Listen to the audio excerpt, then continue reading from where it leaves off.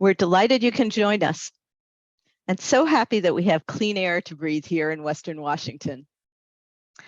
I'm Janet Varon, Executive Director of NoHLA, an organization dedicated to improving access to healthcare and health for Washington residents.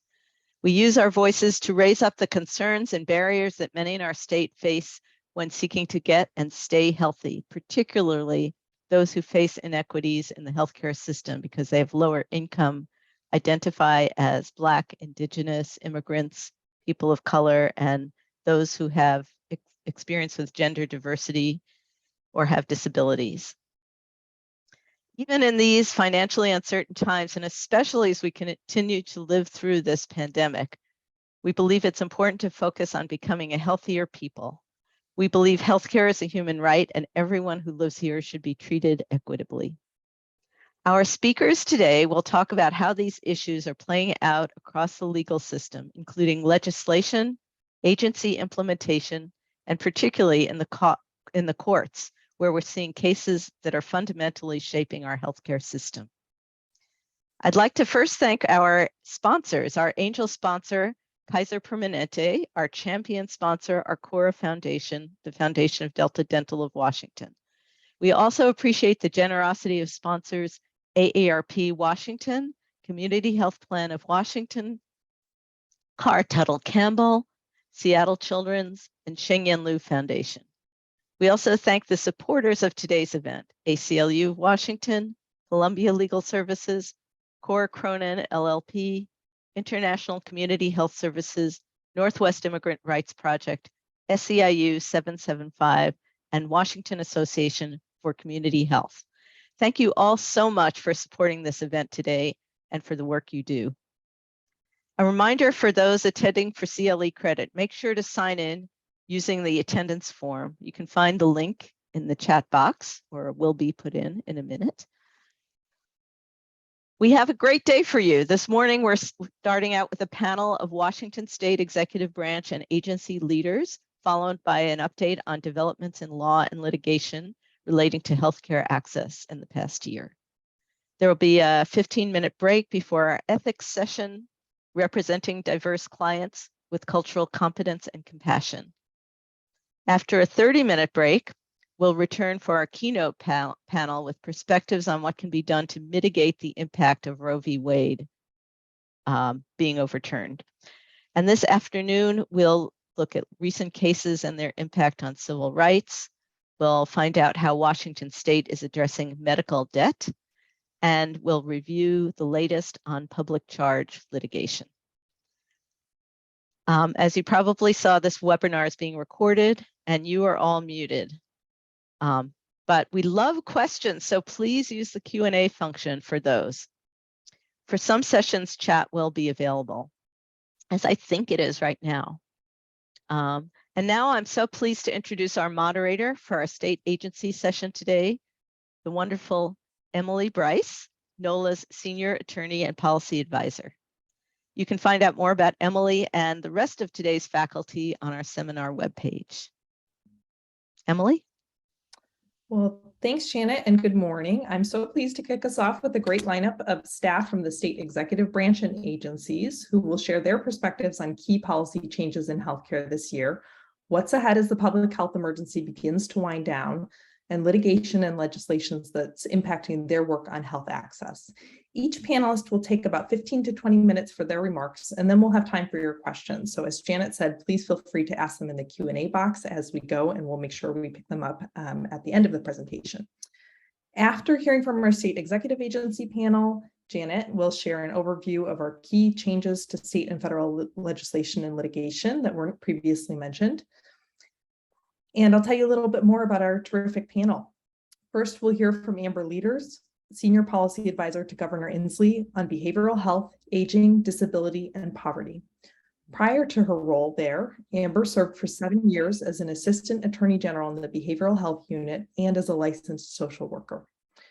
Next up will be B. Rector, the Assistant Secretary for the Department of Social and Health Services, Aging and Long-Term Support Administration.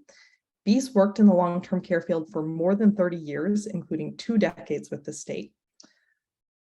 Then we'll hear from Jason McGill, Assistant Director of the Medicaid Program at the Washington Healthcare Authority.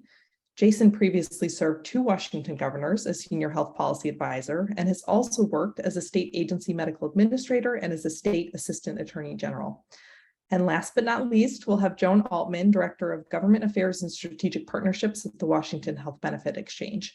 Prior to her time at the exchange, Joan worked at the Centers for Medicare and Medicaid Services, CMS, during the implementation of the Medicare Modernization Act. And for more information on our amazing panelists, please see our faculty descriptions. We've been putting the link in the chat. Amber is going to start us off, so let's queue up her slides. And Amber, please take it away when you're ready. Thank you so much. Great, thanks, Emily. Well, good morning, everyone. I'm really excited to be here to talk with you all today. This is an area of real importance to me. As Emily mentioned, was an Assistant Attorney General for a number of years and worked in the Behavioral Health Unit. And so I'm going to spend a little time this morning just talking about the intersection between behavioral health, the behavioral health system, and the courts, and some of the things that have been going on in the last several years. Next slide, please. So just a little bit of a roadmap. I'm going to start with a very, very brief Behavioral Health System 101. You really could probably take at least a whole day, if not more, to do a true Behavioral Health System 101. So I'm going to give just a very quick overview of a couple of overarching statutes, and then some short case studies of some things that are going on, at least a couple of specific cases, as well as some the opioid litigation, and then one of our largest policy bills that are in play right now related to the transition to the 988 crisis line. And then last, I'll just make a few comments at the end, kind of trying to tie together what it means, when we have the courts engaged as part of our healthcare system. Next slide, please. All right, so here is my quick and dirty overview of the Behavioral Health System 101. So I mostly want to make sure people have an awareness that we have kind of three main parts to our behavioral health system in terms of thinking about our statutory structure. We have RCW 7124, which really covers our community behavioral health system.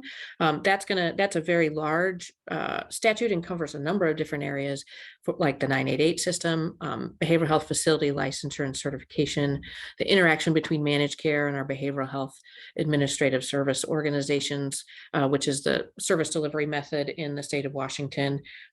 Our state has 9 regions around the state that provide behavioral health care in the community, as well as it provides a number of things around opioid treatment and other substance use disorder pieces. We also have two RCWs that regulate the Involuntary Treatment Act, one for adults and one for minors. This is the part of the system that really does exactly what it sounds like, where people are in need of mental health care, but meet the criteria for civil commitment, meaning that they are, in our state, what is known as gravely disabled, or that they have a need that makes it so that they are at risk for harm to themselves or others. It also includes assisted outpatient treatment, which is a program that has been used throughout a number of states, originally started in New York under what's known as Kendra's Law, where it is outpatient treatment, but it is under a court order. Usually provides things such as medication management, connection to some kind of community behavioral health program, and directs people to follow sort of a community behavioral health plan without requiring them to be in inpatient services. Similar to that is our less restrictive alternatives. That's also a type of court order that directs individuals to participate in treatment. Those more frequently come following a longer period of inpatient treatment. So typically an individual has been in a civil commitment under the Involuntary Treatment Act for some period of time before moving to a less restrictive alternative. And then the third part is RCW 1077, which is our forensic services. It encompasses a couple of different areas, including competency services, which we'll hear about a little bit with the True Blood case, and then not guilty by reason of insanity. One of the things that's important about this is that there's been a big push in the state the last several years to move to a more community-based system, getting away from using sort of our highest levels of care where people are coming into our state hospitals or either through the forensic or the civil system, and trying to move to more of the community-based options. And that's involved a number of different things, including integration of behavioral health into the healthcare system, diversifying the types of facilities, behavioral health facilities that we have in the state to meet the wide array of needs that people have, as well as building a big teaching hospital with the University of Washington that will be one of the first in the country to provide behavioral health teaching hospital services. Next slide. Okay, so this is the first of one of the case studies I want to talk about. Trueblood v. DSHS is a class action litigation that started in 2014. A complaint was filed related to individuals who are waiting in jail to receive competency services from the state. Competency services are when an individual is awaiting criminal trial and cannot assist in their own defense. And so under state law, individuals can be ordered to the state hospital for either evaluation services to determine whether or not they're competent, or for competency restoration services in order to restore them to competency so that the prosecution can proceed. So in 2015, there was a lawsuit filed that the wait times for individuals waiting to receive those services were far too long and unconstitutional. At that time, the wait times were up to a couple of months. And the plaintiffs in that case argued that the constitutional standard was that people needed to be admitted within 7 days of a court order. We had trial in 2015, and the federal court, the federal district court agreed with plaintiffs and set a constitutional standard of 7 days for people waiting for competency services. Part of the order was appealed, a very small piece. There's multiple parts. There's in jail evaluations. So those are in people who are awaiting an evaluation while they remain in jail. There are inpatient evaluations where individuals come to the state hospitals for competency evaluations. And then, as I mentioned, there's competency restoration. So any of the inpatient services still have to meet a 7-day standard. But the Ninth Circuit determined that for people waiting in jail for an evaluation, the standard could be a little bit longer and extended it out to 14 days. That's in part because for individuals waiting in jail, you often have to coordinate with defense counsel, with the jails in order to gain access. So there's some intervening factors that can lead to a longer timeline. So after that constitutional timeline was set, the court directed the state to take a number of efforts to come into compliance that included building bed capacity, adding more staff, and doing a number of different things. However, the state was not able to meet the timeline and continued to have long wait times. And the state was found in contempt in federal court in 2017. We continue to be in contempt. We are in contempt now. If you've seen recent news, we are still struggling to meet those timelines. And currently, contempt fines are up over $200 million that have been given to the federal court out of state dollars. In 2019, after having some long challenges of trying to meet the timelines, the parties came together and reached a settlement of the contempt, meaning what we've done, and with agreement of the federal court, is that the contempt fines are held in abeyance while the parties have reached a settlement to do a three-phase approach to creating more diversion opportunities in the community. And what that means is doing things like working with jails to do diversion prior to people coming into competency services. There's things like co-responders, mobile crisis teams. There's programs to do diversion into housing, into outpatient competency restoration treatment. And this is being done in 3 phases around the state. The first phase included Clark County, Pierce County, and Spokane. Phase 2 is King County. And we are currently getting ready to start phase 3, where we will do an expansion into the state. As I mentioned, that case is still ongoing. We are still regularly appearing in front of the federal court, regularly giving updates and consistently getting orders on how better to move the system along. And as I said, over time, we've expanded from what was originally thought at trial to be the best approach, which is to build bed capacity and add more forensic staff, into this broader system approach of doing things more in community behavioral health, more in diversion, and trying to figure out ways to slow the pipeline of individuals coming in for competency services. I mentioned the wait times continue to be very high. One of the things we've seen since 2015 is that I think the referral rate has increased by about 40%. So one of the biggest things we need to tackle is how do we help people not come into the criminal justice system at all who have behavioral health needs. And that's kind of where the court is right now. Next slide.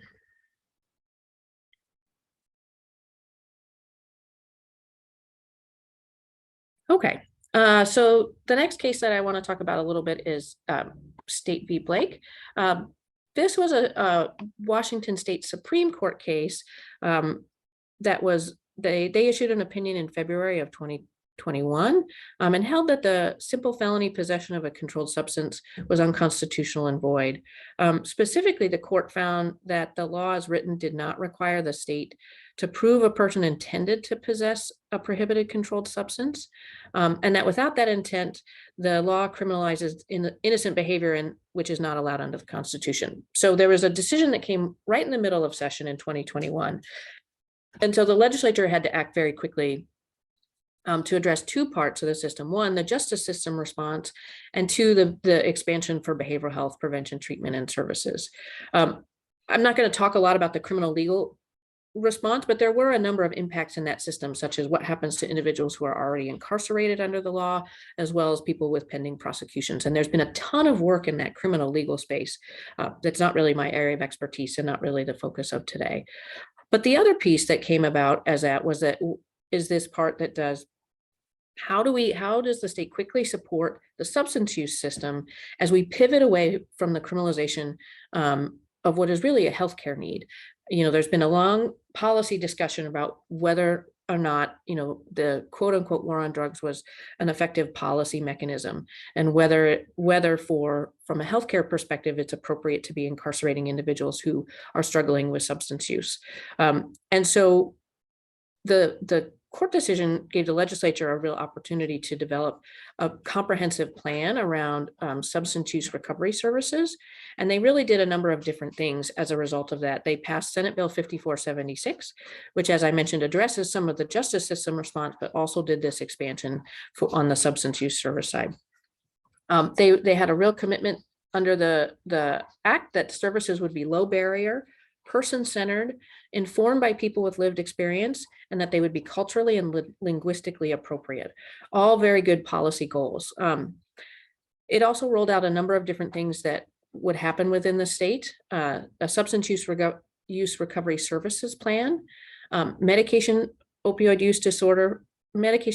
use disorder in jails. So expanding the opportunity for people in jails who have OUD to access medication, expansion of clubhouse and peer-run organizations in the community, the homeless outreach stabilization transition team, which is services that are provided for individuals who have trouble accessing more conventional behavioral health systems, provides a lot of wraparound services and doing an expansion of that, as well as doing the Recovery Navigator program, which is really a statewide effort in partnership with our behavioral health administrative organizations to provide community-based outreach, intake, assessment, and connection to services, and provide services for both youth and adults.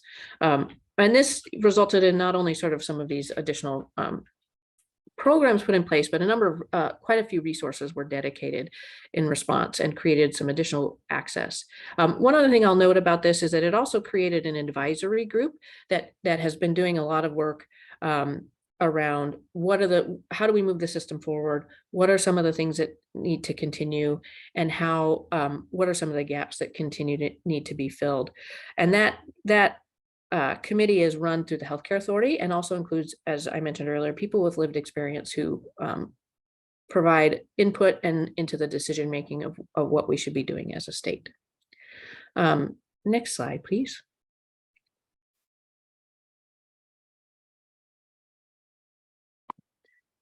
Okay, so this is just a quick note on this one.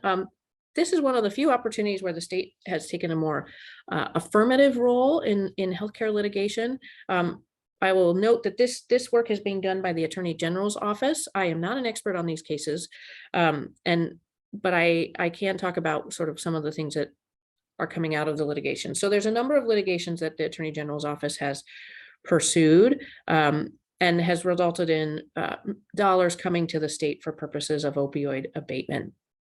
The biggest one that's on tap right now is the distributor case. That one was recently announced this year. It will result in local governments receiving about $215 million and states receiving $215 million, and the payments are over 17 years.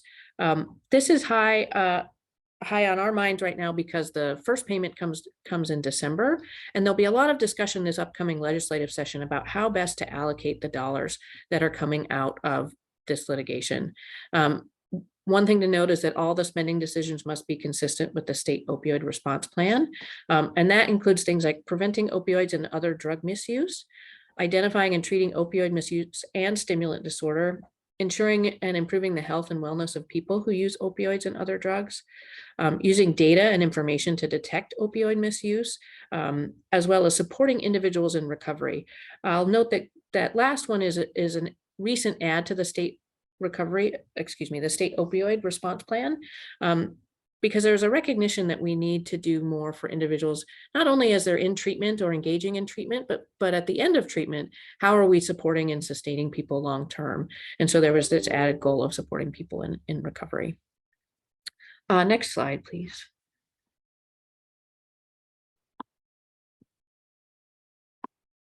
Okay, so this last case study that I'm going to talk about very quickly is the House Bill 1477 and the 988 line.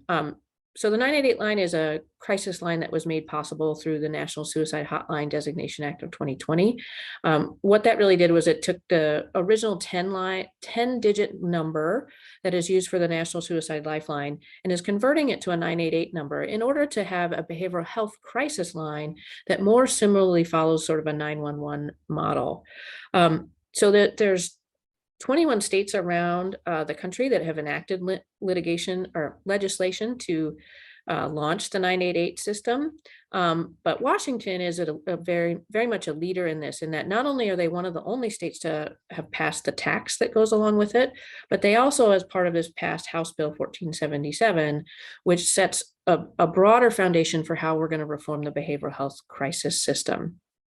And so the bill itself does a number of things. In addition to turning on the line and helping to set up the crisis hubs that go along with the 988 system, it also establishes a crisis response improvement strategy committee, as well as a steering committee to give direction to the state on how best to implement recommendations and direct funding to support the expansion of the 988 into a larger behavioral health crisis system response. One of the major components of the law is developing a technological platform that will do some things like creating a real-time registry or tracker for inpatient beds. One of the biggest things we hear from the system, the behavioral health system right now, is that it is very difficult to know where available bed capacity is, and that people have to sort of just kind of go down through a list and call individual locations to try and find bed capacity. So one of the goals is to get a more uniform system on that, as well as doing a number of other things to expand kind of our behavioral health technology. I mentioned earlier that the federal law allows for states to elect to pursue a fee of some kind to support the 988 system. Washington did enact that under 1477 and included a law that allows for a small fee on the telephone lines that will raise more than $45 million per year to support the mental health resources. That's in addition to an additional $39 million between the state and the federal government to expand mobile crisis. And I'll note that the line was operational as of July this year and has been doing very well so far. Okay, next slide. Okay, so the last couple of comments I want to make is just like, what does this all mean in terms of health policy? I want to be really clear that I don't think, I'm not trying to make a value judgment on any of this. I don't think one path is better or worse than the other, but that there's differing impacts depending on how policy develops, whether it's through the courts or whether it's not. I want to talk in particular, I think one of the most interesting juxtapositions is between the Trueblood case and 1477. 1477 is pure policy. It's not driven by the courts, didn't come out of any litigation. It really came out of a federal law and our state stepping up to make a policy decision about what we want our behavioral health crisis system to look like. It allows for really strong policy development, but we're still trying to understand what are we trying to achieve and what is our goal and how do we measure success for 988? How do we know we've done 988 well? And I'm not sure we know the answer to that yet, but coming from a pure policy perspective and doing just legislation, not having the court involved, you have more time, more flexibility to be creative and to design the system that goes along with it. True Blood, on the other hand, there's a constitutional violation that's occurring, and it's a very small and specific outcome, which is you have to meet a 7-day timeline for a particular population to come into the state hospital. And what's grown out of that is a larger system reform that's coming out of trying to meet this very particular measure. One of the positives of that is that it has resulted in a significant injection of resources to try and address this issue. About over 7 years, we are at about $3 billion in terms of how much has been spent towards True Blood to try and reform that intersection between behavioral health and criminal justice. And we still have some work to do, as I mentioned, in terms of meeting those timelines and trying to move people out of that criminal justice system. But the flip of it is that it's harder to drive policy and have the flexibility that you need to be creative and to really think about it in the way that you do with 1477 and 988. There's a great deal of pressure to move very quickly, which governments don't do very well. And you're trying to meet this very particular measure, which can lead to challenging policy decisions. And I'll just give a quick example of that. For example, the state hospitals have to admit a number of different individuals, competency individuals, not guilty by reason of insanity, as well as people who have had their felony charges dismissed due to behavioral health needs. And with the focus from the federal court and the prioritization of those individuals who are coming in through competency, it means there's challenging choices that you have to make about the other populations who are also under state law required to come into the state hospital. So I just highlight that as sort of something to think about in terms of how courts impact policy. Again, not a value judgment, but it does influence sort of how we go about it, how we think about it, and how we have to address the issues that are in front of us. And that's all I have. Thank you. Wow, thank you so much, Amber. That was an incredibly informative presentation. I already want to go back and watch it again and learn so much from you. So as a reminder, we'll take questions for all the panelists, including Amber, after everyone speaks. So please add your questions to the Q&A box. I'm sure you have some, and we'll pick them all up after the panelists speak. And thank you, Amber, for hanging out for the remainder of the presenters. Next, we will have B. Rector, again, the Assistant Secretary for the Department of Social and Health Services, Aging and Long-Term Support Administration. B, we'll get your slides queued up and take it away. Thank you so much.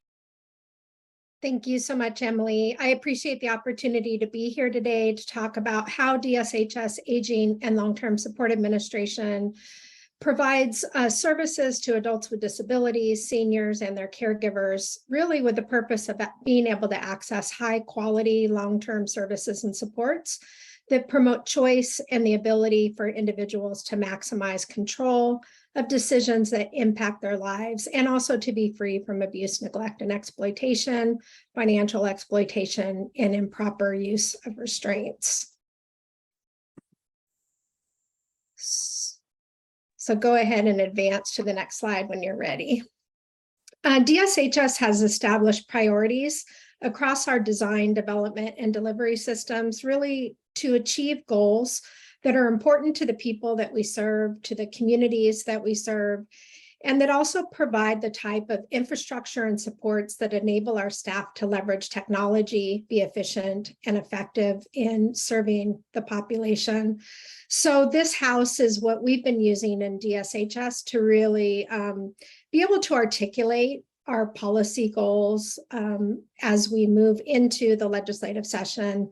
Transitioning people from community living, making sure they can access services in the community and don't have to go into institutions unnecessarily, poverty reduction, reduction of homelessness, transforming the behavioral health system, which of course has been a goal of ours for a number of years, and Amber spoke to those goals as well. Go ahead and go to the next slide, please. What I'm going to do is just a high-level overview of a number of strategies and interventions that we are actively working on, and that your organizer, Emily, indicated would be of interest to participants today. Next slide. You can't talk about long-term services and supports right now without also talking about workforce shortages. Workforce shortages are having real impacts on the long-term service and support delivery system, as well as the medical system, and most importantly, on the clients we're trying to serve. We're experiencing really dramatic shortages in the direct care workforce. And although we've talked about workforce shortages really almost throughout the 31 years I've done long-term care, they are worse than they have ever been. And we are also experiencing difficulty in recruiting and retaining staff at the state, as well as in area agencies on aging. The staff shortages really impact the timeliness with which we're able to help people access services, determine eligibility, perform assessments. It also impacts the length of time it takes to perform investigations of abuse, neglect, and exploitation for vulnerable adults. And it's also impacting the clearing of backlogs on our licensing and inspections of long-term care facilities. And that backlog was created due to the pandemic. Talking about the impacts of the workforce shortage on the people who need our services, our average wait times right now for people to get a paid in-home care provider, if they don't have a family member or friend that they know they want to be qualified to provide that care, is roughly 60 days. And in some geographic areas, that wait is closer to 4 months. In some rural areas, I've heard real horror stories of it being, 6 months or longer to find a worker. Our nursing home occupancy has declined significantly in the state, actually declined by 12% since 2019. The initial decline was really due to the pandemic, but the nursing facility system has not been able to return to pre-pandemic levels because of workforce shortages.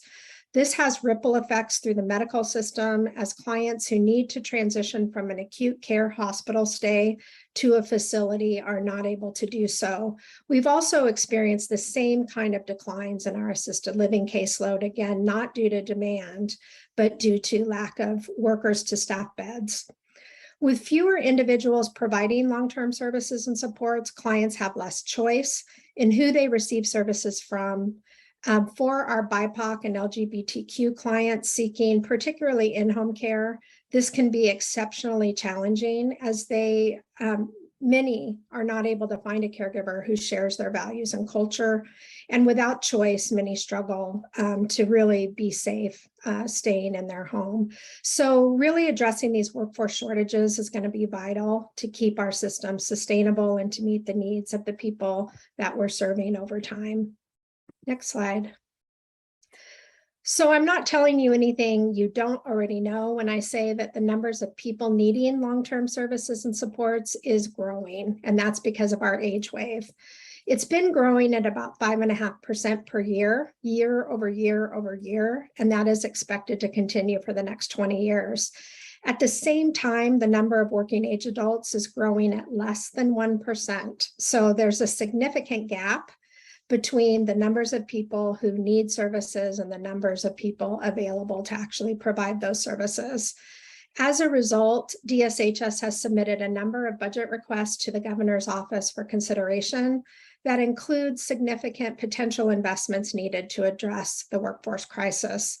This includes a request to create intentional direct care workforce strategies around data mining and tracking, marketing and outreach to raise awareness about the uplifts and flexibility associated with being a long-term care worker, partnering with our high schools and our school districts to train long-term care workers, creating pathways in the health, social services, and business industries so that direct care workers can see both an ability to grow and develop their skill set as direct care workers, but also the types of career pathways that doing direct care can really lead to.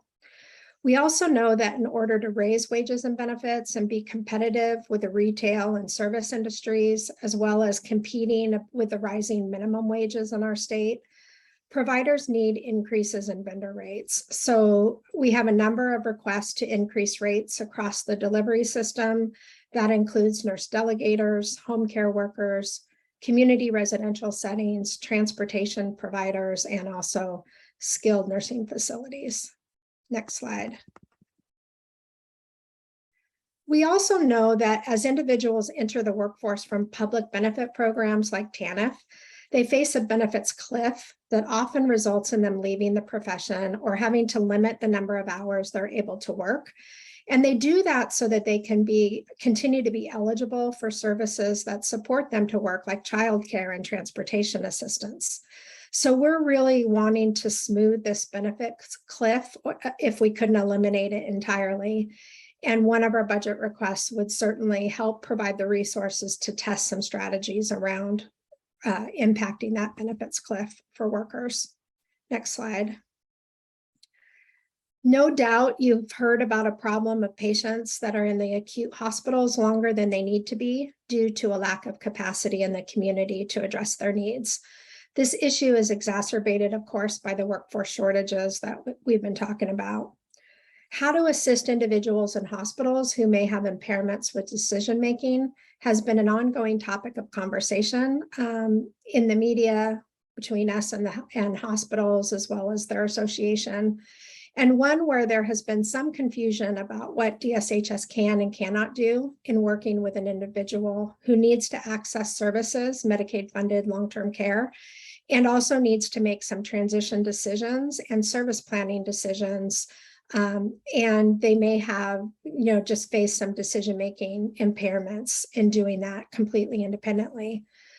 So what I just want to let you folks know is that in all processes, we really strive to use the client as the primary source of information.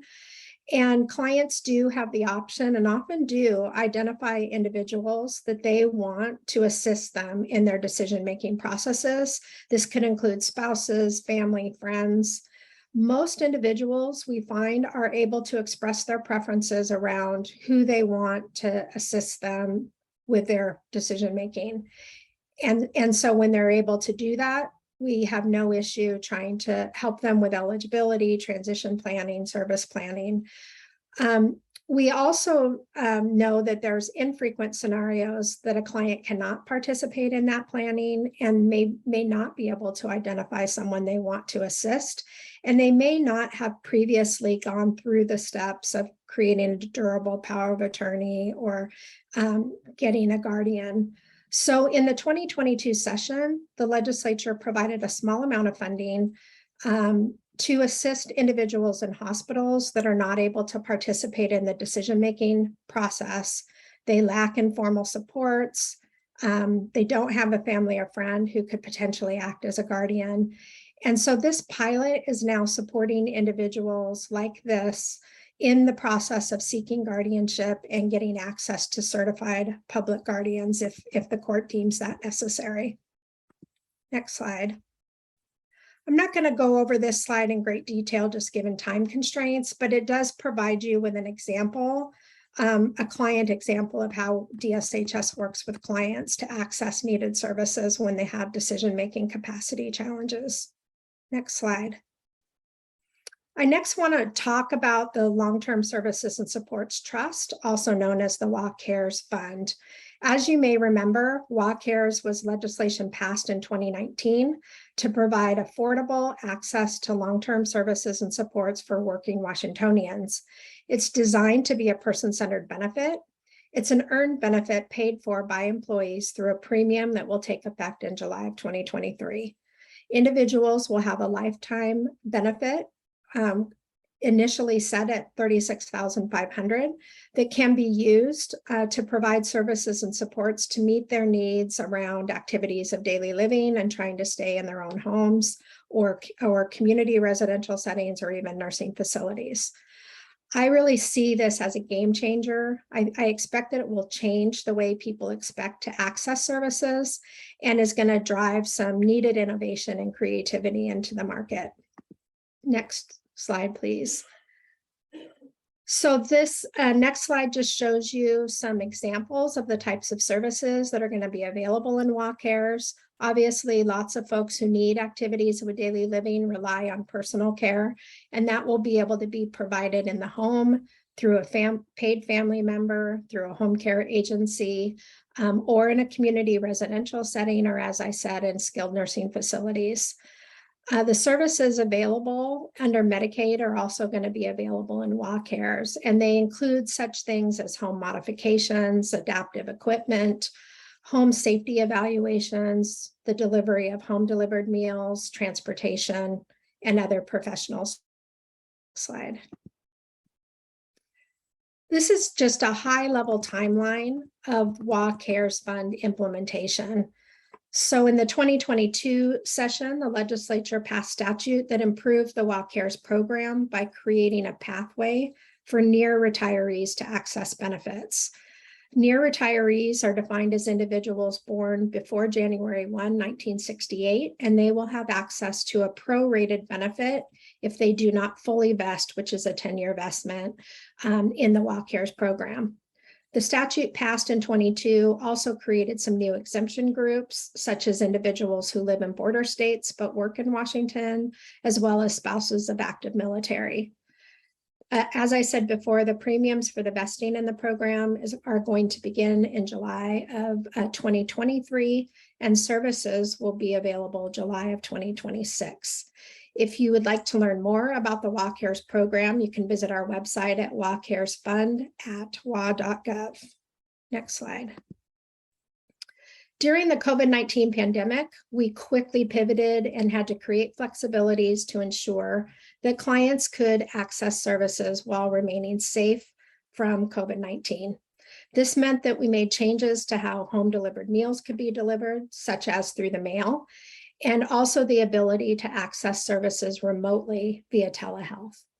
Although many of these flexibilities are ending either with a state of emergency at the end of this month or at the end of the federal public health emergency, we are seeking, in partnership with the Healthcare Authority, to keep a number of those flexibilities as permanent because they have improved access and provide additional choice in how people participate in services that keep them in their own homes and communities. And I also think are critical to keep as one kind of strategy for addressing the workforce shortages that we're experiencing.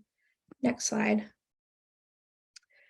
During the public health emergency, we've also been able to streamline eligibility into long-term services and supports through self-attestation of disability, as well as self-attestation of income and financial assets.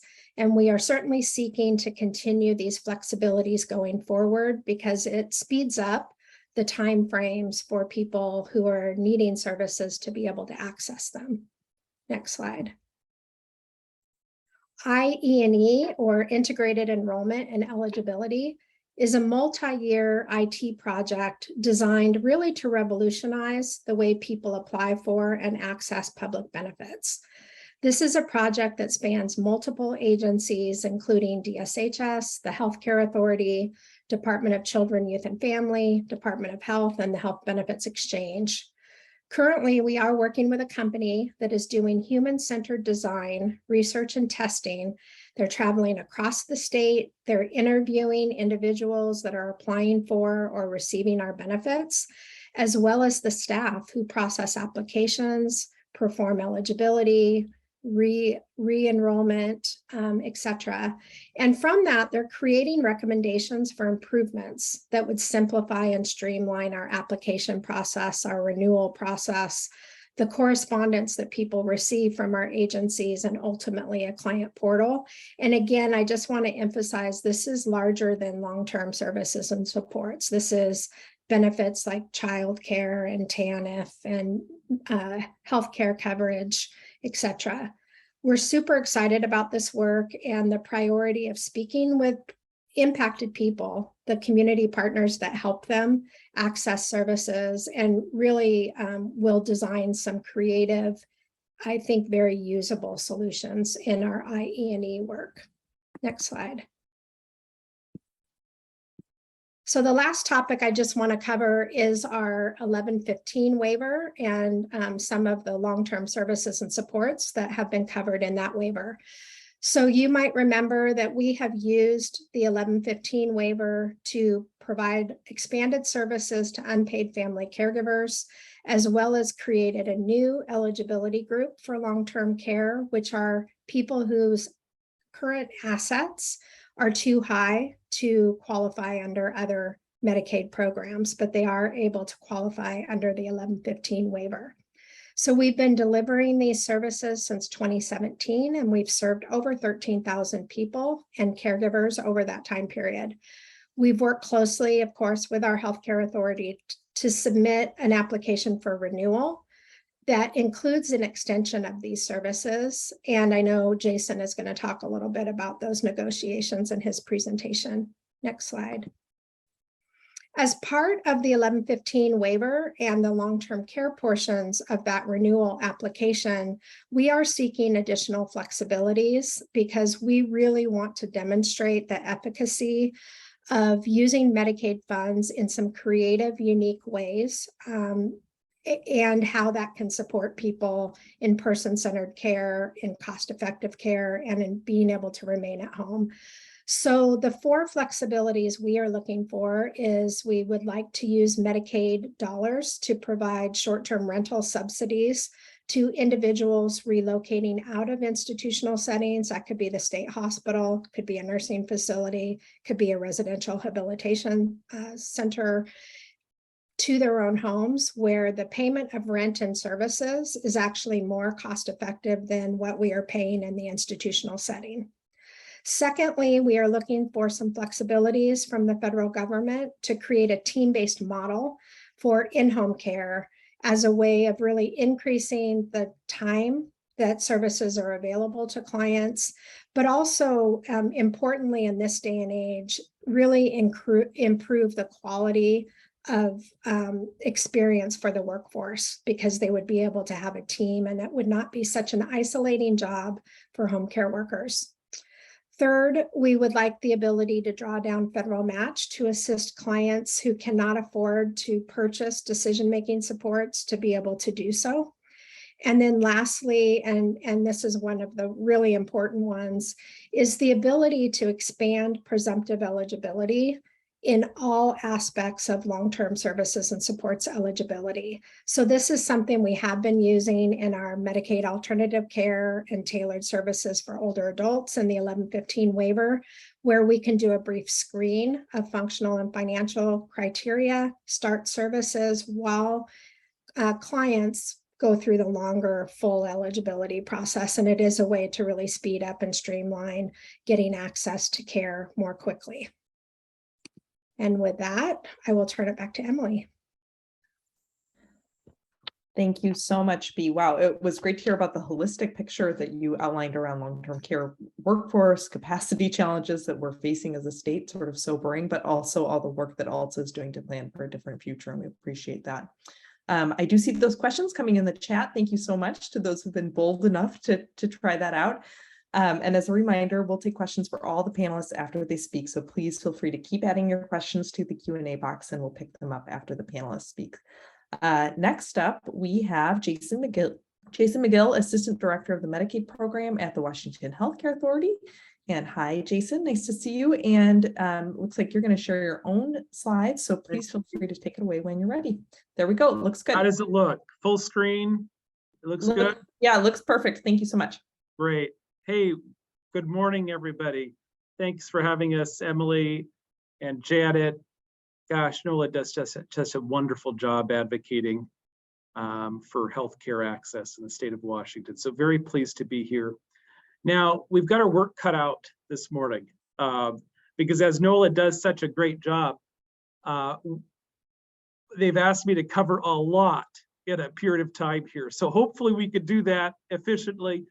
But I think I'll just warn you, it'll be a high-level review. There's a lot here, but I did provide some detail in these slides for you to take home and research. So let me just double check you're seeing the overview slide on the screen.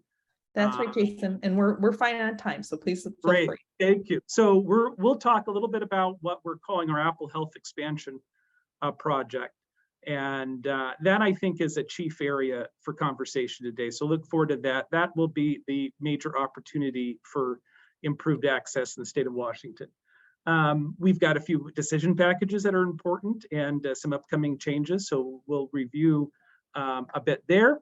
Our Apple Health and Home project for supportive housing and then leveraging Medicaid to the extent possible through our waiver programs and what's called in lieu of service, in addition to building out non-Medicaid programs in a collaborative fashion. So we're really working together with commerce and local government and so forth, private public wise, to build out housing across the state as well. So we'll touch on that. I'll warn you there, I'm no expert, so we'll refer to those who are in the slides. PHE unwind, so public health emergency, PHE unwind. This is going to be the major eligibility event since the Affordable Care Act Medicaid expansion in 2014. So we are prepping and have been for the last, well, a good portion of the PHE in terms of the impacts there. So we'll get into a little bit of that. You heard B talk a little bit about the 1115 waiver. This is our Medicaid transformation project. We are on the second renewal, or the first really second 5-year waiver period now, and we'll talk a little bit about what we're doing with this new waiver renewal waiver. And then finally, we are committed to reprocure our managed care products for 2025, and I'll talk a little bit about that. And maybe if time allows, some highlights about what we're thinking in terms of focus on that managed care procurement. Managed care generally to ensure value of managed care access and quality for our state. Expansion language. This is really just one sentence in the current budget, but gets us started to work on a product for people who are not eligible today for Medicaid or other coverage, such as through the QHP. And Joan will talk a little bit about what the health benefit exchange will do to supplement this through their 1332 waiver process. What I'll talk about is what we're going to do below the 138 federal poverty level limit, equivalent to what Medicaid would be today, to help cover people who, again, are not currently qualified. So here's the law, and as a good lawyer and CLE here today, I'll pepper in good citations throughout this presentation for you all. But as you can see, that proviso really doesn't give us a lot of detail. So we're pleased to be working directly with the community impacted here. And NoHLA has been a wonderful advocate and convener for that. So again, just one more reason to appreciate NoHLA's leadership in this regard. I love these CLEs every year and have attended for many years, and but the work they do behind the scenes is critical. I'm not going to go through all this except to say we are committed to developing a Medicaid-like program. Of course, it's not going to be Medicaid. The federal government will not pay for this program, except in a few circumstances. So we have a program today called Alien Emergency Medical. It's an awful name. That's the name of it. Committed to actually looking at a better name for that program. That program, the feds do help pay for, again, acute emergent issues, and we likely will fold that program in.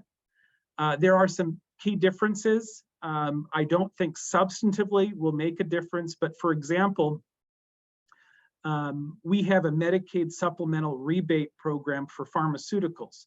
That's only available for Medicaid. So we need to find another solution for this program. Again, not qualified for Medicaid, so it'd be a state-run program.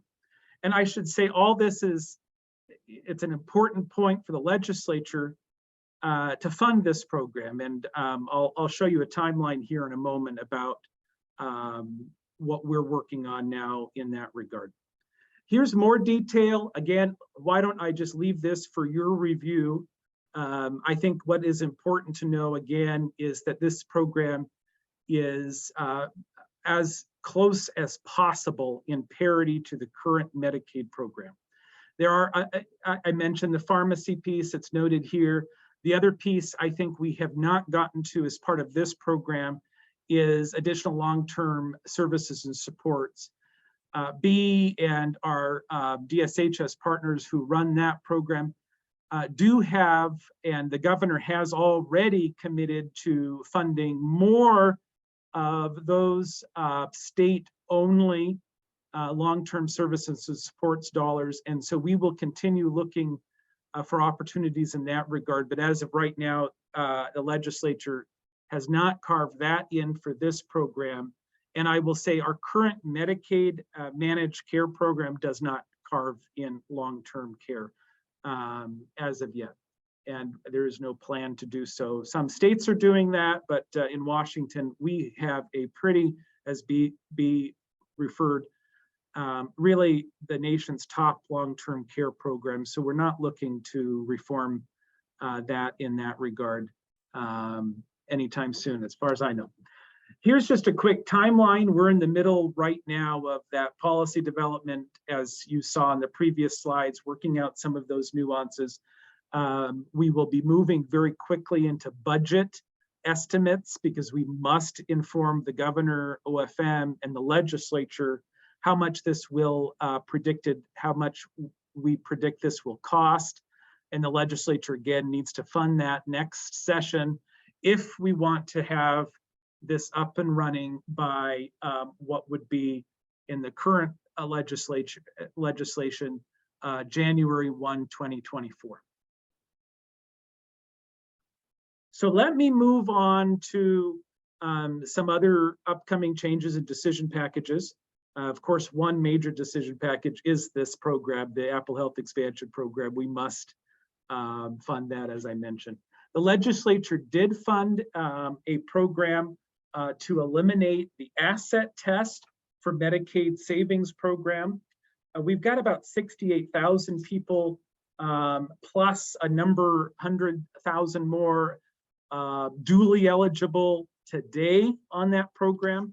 And we predict that that will improve access for upwards of another 4,500 individuals. And this again is a savings program that helps pay out-of-pocket costs for the Medicare product. So people who are over 65 who have Medicare, of course, you know, there is some significant out-of-pocket costs associated with that. So Medicaid often comes in to help those with low income and disability, to help pay for and offer Medicaid as a secondary coverage. In addition, Medicaid typically has a richer benefit than Medicare. So if Medicare does not cover, such as certain behavioral health services, we will cover that for people who are duly eligible. And again, this program helps people cover their Medicare expenses. In addition, we have some foster care expansion. So those foster care individuals who actually age out of foster care are still eligible for coverage up to 26 years old, which is more or less consistent with the Affordable Care Act coverage for the general population under a certain parent plan. Of course, foster care children often don't have parents to cover them. So we cover them as a state program. And this gives us some flexibility for foster care people moving from out of state into state. And so we can cover that. Two important decision packages legislature to consider. And of course, again, totally defer to the governor and OFM in terms of their development of the governor's package. And then of course, the legislature will have to decide ultimately. And some of these are big asks. So with that caveat, the agency, though, HCA has advanced two eligibility related packages. One related to amending attestation for the non-MAGI population. MAGI, modified adjusted gross income. And if you went onto the exchange today, you would just type your information, we'd get your income, and you can qualify. Except if you're over 65 and or if you have a disability, and qualifying under what we call a non-MAGI approach. The exchange will give you a direct referral over to Washington Connections for what I will just call a historic or classic eligibility process. It is not as streamlined as our exchange process today. So this is what we mean by non-MAGI, non-modified adjusted gross income processes. And so we would like to bring things to as much parity as possible for simplicity, but also for increased eligibility and enrollment. So this should help 275,000 people gain access and remain eligible today. Other states are doing this. Washington is actually quite, to some extent, the bottom tertile in the nation for some of its eligibility qualification processes. So this might get us a real opportunity to help improve. And a good, we think, a good idea to help transition for PHE unwind. The second package involves some other eligibility criteria, improving pregnancy postpartum coverage aligned with children coverage at 200%, 210% federal poverty level. We are actually one of the last states still using the federal minimum qualification for pregnancy postpartum coverage. I think this is a great opportunity for that change. And in addition, again, here's a good example of NoHLA's advocacy. There is a current DSHS research report being produced for, again, this non-MAGI population, typically over 65. What would it take to align that coverage with 138% federal poverty level coverage, which again is the Apple Health expansion figure for all adults to qualify, low income wise, 138%. So let's do that the same for those over 65 and make it aligned with some parity. In addition, removing some of the asset qualifications for some of those classic programs. This will have a price tag. We're working that out now. Don't quite have that for you today. Working with the governor and OFM on that as we speak. So there you have some of the decision packages. Moving into Apple Health and Homes, legislation just last session, House Bill 1866, really making a concerted, systematic effort to build off of a lot of housing work underway, also building off of the Medicaid-related waiver work, foundational community services, we call it FCS, and building a program together. Again, I am no expert here. I know just enough to be dangerous, and I'll have plenty of links and contacts for you if you are interested in talking to the right people about this program. Here's just the statute, and I highlighted a few really important intersects as to the Medicaid program and healthcare. Today, we cover, as part of the waiver, supportive employment and supportive housing. And this statute builds on that to look at the system overall, including bricks and mortar. Here's a little bit more detail about qualification. I'm not going to get into as much detail here, again, just providing a lot of this detail for your perusal. A lot of qualification and detail here for your purposes. There's a screening process that we use, an important screening tool that we call PRISM, our predictive risk intelligence system today. looks at diagnoses, looks at cost of care, and really gives us a very validated approach to screening. And so using that to help with eligibility. This is PRISM is nationally recognized, developed by DSHS Research Data Analytics, Dr. David Mancuso and team. Gosh, here's just a lot of other connected programs. So this is what I mean by really trying to connect the dots in a much more holistic, systemic way. So as you can see, many different programs here connect. Again, no expert on any on these. These are all independent links, by the way, so you can check that out. Really, again, trying to build that holistic picture. And of course, our friend Melody Pazalt, who is now with Department of Commerce, she was with our own department division of behavioral health here and recovery here at HCA. And then, of course, here at HCA, our lead for foundational community services and supports, Kimberly Castle. So you have their contact, and they would love to hear from you if you have any further questions about this. Moving to the next topic, and I hope time is okay, Emily, but you'll give me a warning. You're doing just fine. Thanks so much.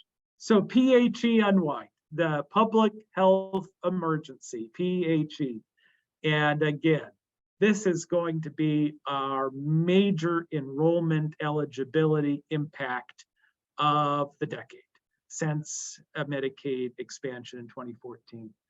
Over the pandemic, and of course, the PHE is related to the COVID pandemic, and the President and Secretary of Health and Human Services issues this, actually HHS Secretary issues the PHE order related to HHS services. You heard B talk about a few impacts.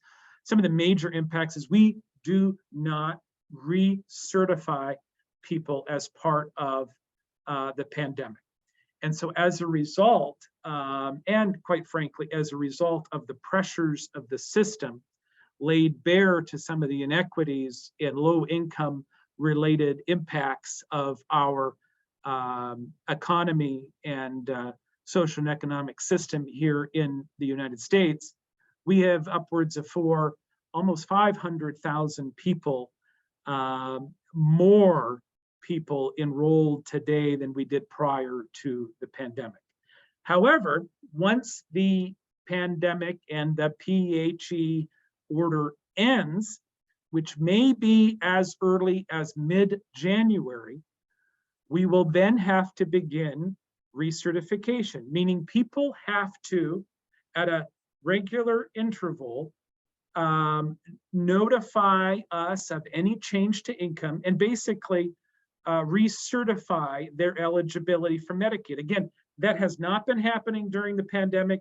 It will have to happen again once that PHE ends. Fortunately, CMS, the federal government, has given us great flexibility to unwind this through a 12-month process with a lot of flexibility, particularly with regard to ensuring our managed care plans can work with their current members directly to get them enrolled, to get them certified, to get them a direct referral to the health plan finder and QHP. And again, Joan will talk a little bit about that process, but I just want to emphasize, fortunately, Congress has passed the continuing subsidies for our QHP products, which will help greatly for those members who have higher income now and will not qualify for Medicaid going forward,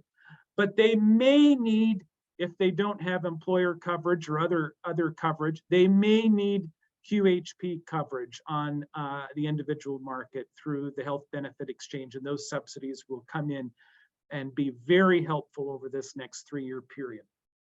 So again, our goal here is really to do all we can so nobody unnecessarily loses coverage for this PHE. I do not want to pat ourselves on the back here, but we are a leading state in preparation for our PHE unwind. our colleagues across the state and many states are doing good work here in Medicaid, but we really are a leader in that regard. And I credit Amy Dobbins and Maggie Clay here at HCA for a lot of the work they're doing leading up our eligibility policy division. Again, I mentioned some of the current work with the managed care plans, a lot of flexibilities here for direct referrals. We're trying to provide as real-time data to the plans as possible so they know who to reach out to ensure people get their information plugged in. And if they are over income, get them a direct referral over to a QHP. Our managed care plans all really have good statewide coverage for many of them in both, of course, Medicaid, managed care, and our individual market. So we really have built out a strong inner market dynamic there, and that should help very, very greatly in addition to those subsidies that the feds will continue. In addition, many people have aged out of Medicaid over the pandemic. And as I mentioned in our earlier decision package conversation, we have to be concerned about that over 65 population. Medicare, CMS will hold a special enrollment period for people to sign up for Medicare. Many have aged out, are continuing Medicaid, have not qualified or enrolled in Medicare as of yet because they haven't had to. They can remain on Medicaid. In addition, we have strong oversight over what is in essence the Medicare Advantage program for dually eligible members. These are members who again have low income and or disability that are qualified not only for Medicare because they're over 65, but for Medicaid as well, which we cover the out-of-pocket costs and the additional services not covered by Medicare. Again, many behavioral health services, for example. So for those dually eligible, they have a choice to basically sign up and enroll for what's called a dually special needs plan, a DSNP plan, which we have some good direct oversight to and an equivalent to a Medicare Advantage plan for that special population. So that we are prepared and working with as well. Again, here's just a visual of where we're at, getting ready. We'll start the renewal process once we know when the PHA will end, and then we'll have a 12-month period to transition. Just to give you a sense of the numbers, these blue bars in comparison with the orange bars, the blue bars are the folks we think need to get recertified or may be at risk of losing coverage. And of course, this is a snapshot as of today, well, as of August. So it's dated a little bit here. We'll update this every month or quarter. And then of course, once the PHE actually ends, that 12-month period will begin. And our efforts will be chiefly focused on that sort of those individuals in that blue box category. If you want information, here's how you sign up. And for any listserv information, and please do so again, trying to give you lots of good links and information in this PowerPoint for your perusal. 1115 waiver. B mentioned this. Here's a snapshot of the waiver in its entirety, which is saying something because having put this in one page is, I think, an accomplishment because the waiver is pretty significant. So we've got SUD, mental health IMD waiver, institution of medical disease, prohibits Medicaid except for certain circumstances. Feds have allowed us as part of our current waiver, and so we'll renew that. Expanding, B talked about the long-term services and supports pieces. I talked a bit about the foundational community supports pieces earlier, and some other behavioral health and primary care, clinical and opioid related integration efforts. implementing a number of eligibility pieces. So we're asking for some authority over continuous eligibility for children 0 up to 6 years old. Oregon's waiver request to that end was just approved, so we presume that will be approved. Our coverage for postpartum services, the people who are not qualified for Medicaid otherwise, not sure that will be approved, but the legislature asked us to ask for that anyway, so we are doing so, and actually have piqued interest at CMS. So it's going to be an interesting conversation. Criminal legal system reentry work, major piece of work here. California and CMS are currently negotiating. And so we have very positive indication that something will happen here. We will, for the first time ever, cover services while people are in jail and ensure really much better transition services after jail. And so look forward to a lot more detail, but again, positive negotiations occurring now with California. And we will begin our negotiations in more full steam here shortly. There's a few other elements here I'll talk about here briefly. Here's just a visual of some of the eligibility pieces, knowing full well our NoHLA team does such a great job with its focus on our eligibility policy in Washington State. And so here's a special call out for that work. I talked, I think, most about this already, but gives you a bit more information. Social determinant work, health equity work, it is primary. And a lot of our waivers focused on that. Here's just a snapshot of what I mean. What do people need? They need a screening. They need to understand what their needs are. We need community-based work.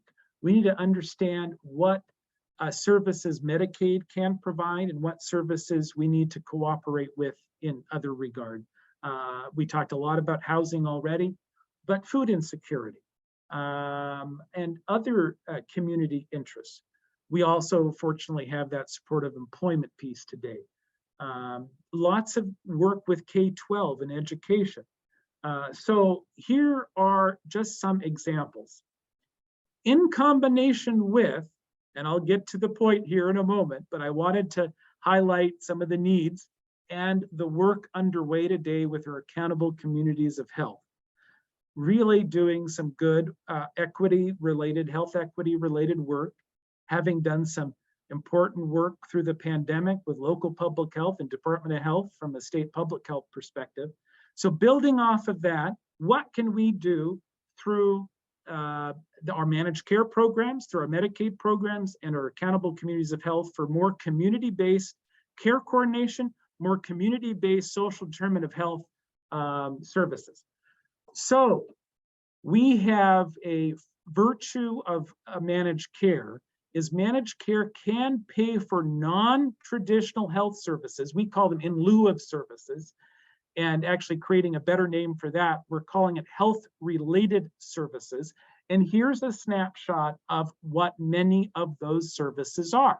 Medical respite, medically tailored meals. Again, we do not pay for these services through a health, medical, or behavioral health service code today, but managed care authority gives us some ability to pay for an in lieu of service.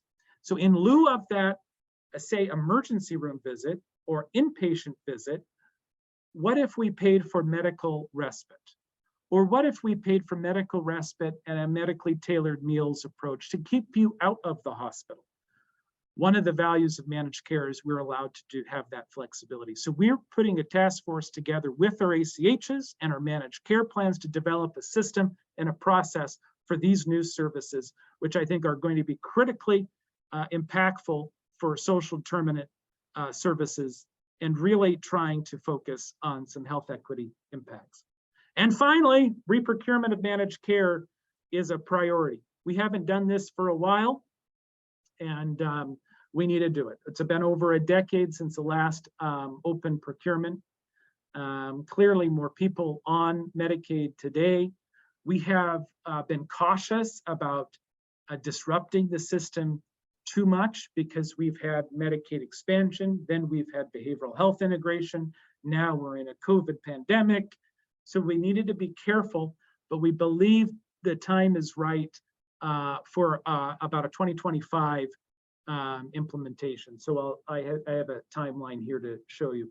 Here's some of our goals and principles for procurement, really improving timely access and quality of care, improving administrative burden, and really reducing that burden for our providers and our members, and improving community engagement with that.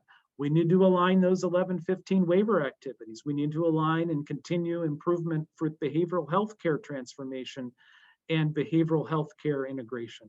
A lot of the work Amber mentioned, we need to continue working on.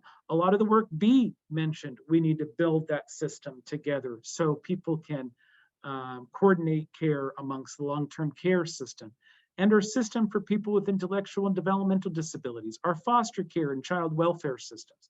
So a lot of interest here with regard to that. Of course, I threw in my legal citation slide here. There's really not a lot of direction in current law. Clearly, the legislature has indicated some interest in an open procurement, but no timeline. And as these are direct service contracts, technically, we do not need to do a multiple procurement process, but we believe it is best practice to do so. And that is why we are committed to this. Here's quite a quick timeline. For implementation, January 1, 25. It's important too for Apple Health expansion product to align this work. So we're working hard in conjunction there. So I will stop here, Emily. I included a few other slides to give you a lot more perspective on what is managed care in Washington, what we are focused on in terms of our metrics, our network, our quality, because I think it's all really important to balance access and quality. And so you know and have a little bit more information about what managed care is. Of course, here's our CFR citation for you, what whole person care, behavioral health care is, network adequacy contract, our DSNP and QHP coverage across the state, quality, our scorecards, customer satisfaction. People really do like their Medicaid product today. So there you have it. Thank you so much. Thank you. Wow, Jason. Well, it's impressive all the work HCA is doing to expand healthcare access and take current programs to the next level, even as you prepare for the really monumental task of unwinding pandemic-related coverage to preserve coverage and care where possible at the end of the PHE. Thank you. And thanks again for folks who are submitting questions into the Q&A box. We will pick those up at the end. And please feel free to keep adding, and we'll do our best to get to where we can. And last but not least, we have Joan Altman, Director of Government Affairs and Strategic Partnership at the Washington Health Benefit Exchange. Welcome, Joan. We see you, and we will be pulling up your slides in just a moment here. There we go. Take it away. Oh, great. Thanks so much, Emily. And hi, everybody. Lovely to be here. Jason wins for highest CLE credits awarded for presentation on our panel. So congratulations, Jason. Really exciting to hear about the work and to be reminded of all the intersections across all the different agencies who are working together to sort of pursue some of these waivers and look at social determinants and look at health technology solutions. So just want to acknowledge the great work that everyone shared. It's been really interesting. The next slide just tells you who I am. I'm Joan Altman. My pronouns are she, her. I direct government affairs and strategic partnerships at the Exchange. Probably most notably for this audience, I was once a NoHLA legal intern many years ago. They had me tracking state and federal legislation, and so I can credit them with where I am today. Next slide, please.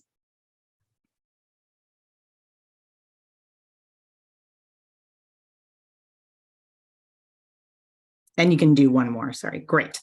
I think I have a little bit of a lag, so this will be fun for everybody. The Exchange runs Washington Health Plan Finder, which is our state's official online marketplace. It's an integrated portal for both qualified health plans, individual market plans, and for our Medicaid program. So you can see this is a little dated, the 1.8 up well over 2 million when you count both the Magi and non-Magi folks. But essentially, you know, over 1 in 4 people who live in Washington are now accessing their healthcare through Washington Health Plan Finder.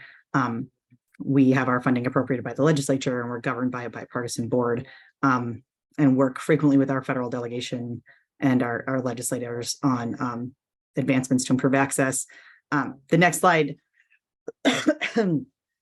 shows you a little bit about the topics that I'm going to cover today. Briefly, I'm going to cover affordability initiatives, most notably some of the recent federal activity around premium subsidies, some of our state activity around premium subsidies, some of the coverage expansions that have been planned, and looking ahead to 2023, where we're headed this legislative session, and can sort of supplement quickly some of what Jason spoke about with regard to the PHE unwind.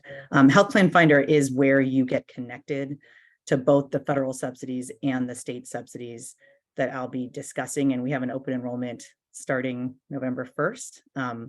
And I will say, as my PSA, we have our anonymous browsing going live next week. So anyone who needs health insurance, or anyone who knows someone who needs health insurance, or anyone who's underinsured and needs healthcare, it's a really good year to come look at what's being offered through the exchange between the federal subsidy enhancements and the state subsidies that are launching this year. You can get a really high value, high quality plan for under $25, under $10. Some people are going to see a $0 option for the first time ever. So thanks in advance to folks for helping us spread the word there. We can jump ahead, and I'll start off just highlighting some of the affordability pieces. The next slide will show you a little bit about the impact of both the sort of enhanced federal subsidies that were made available under the American Rescue Plan Act, and then the sort of continuation of those subsidies and what that allows more recently under the Inflation Reduction Act. So, you know, in the midst of sort of the pandemic activity, American Rescue Plan passed. It extended federal subsidies to people both at lower and higher ends of the income spectrum. So for the first time, it used to be that if you made over 400% of the federal poverty level, you weren't entitled to any federal assistance. That changed. Tens of thousands of people in Washington came in. And so now you have sort of a low to middle income spectrum of people receiving financial assistance.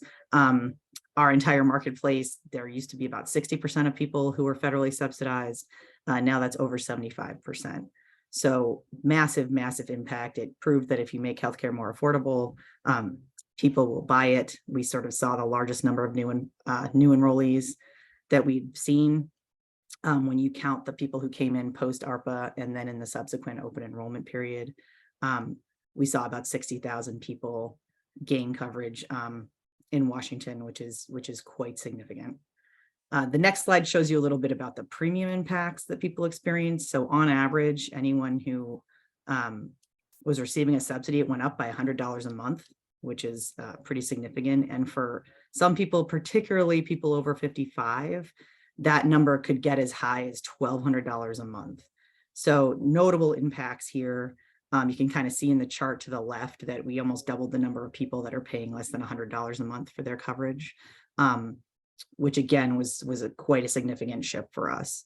In terms of who benefited the most, or where did we see the most enrollment gains, and or where the most affordability barriers, the new customers we saw after the enhanced subsidies were implemented were more likely to be Black, more likely to be Hispanic or Latinx, more likely to be younger, and more likely to select a Cascade Care plan, which are the new plans that I'll talk about in a minute.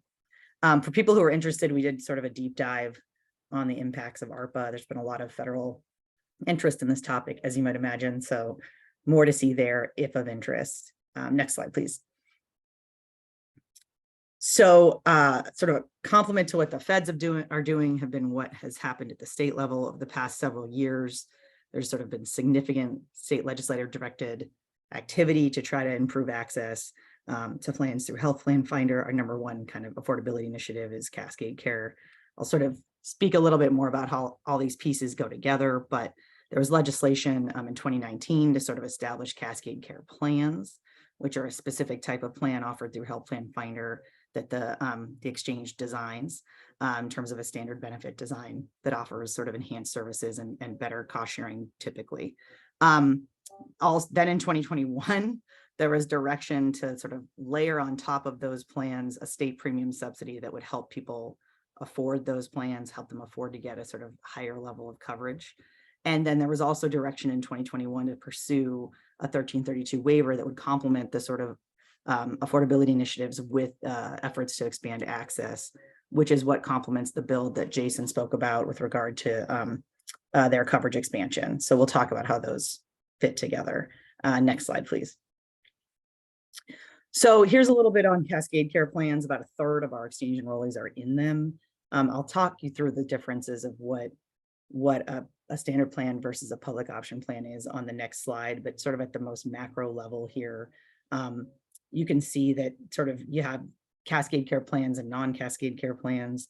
The Cascade Care Savings, the new state subsidy we're launching this year, which is going to sort of bring healthcare into a sort of a accessible price point for people in a very meaningful way.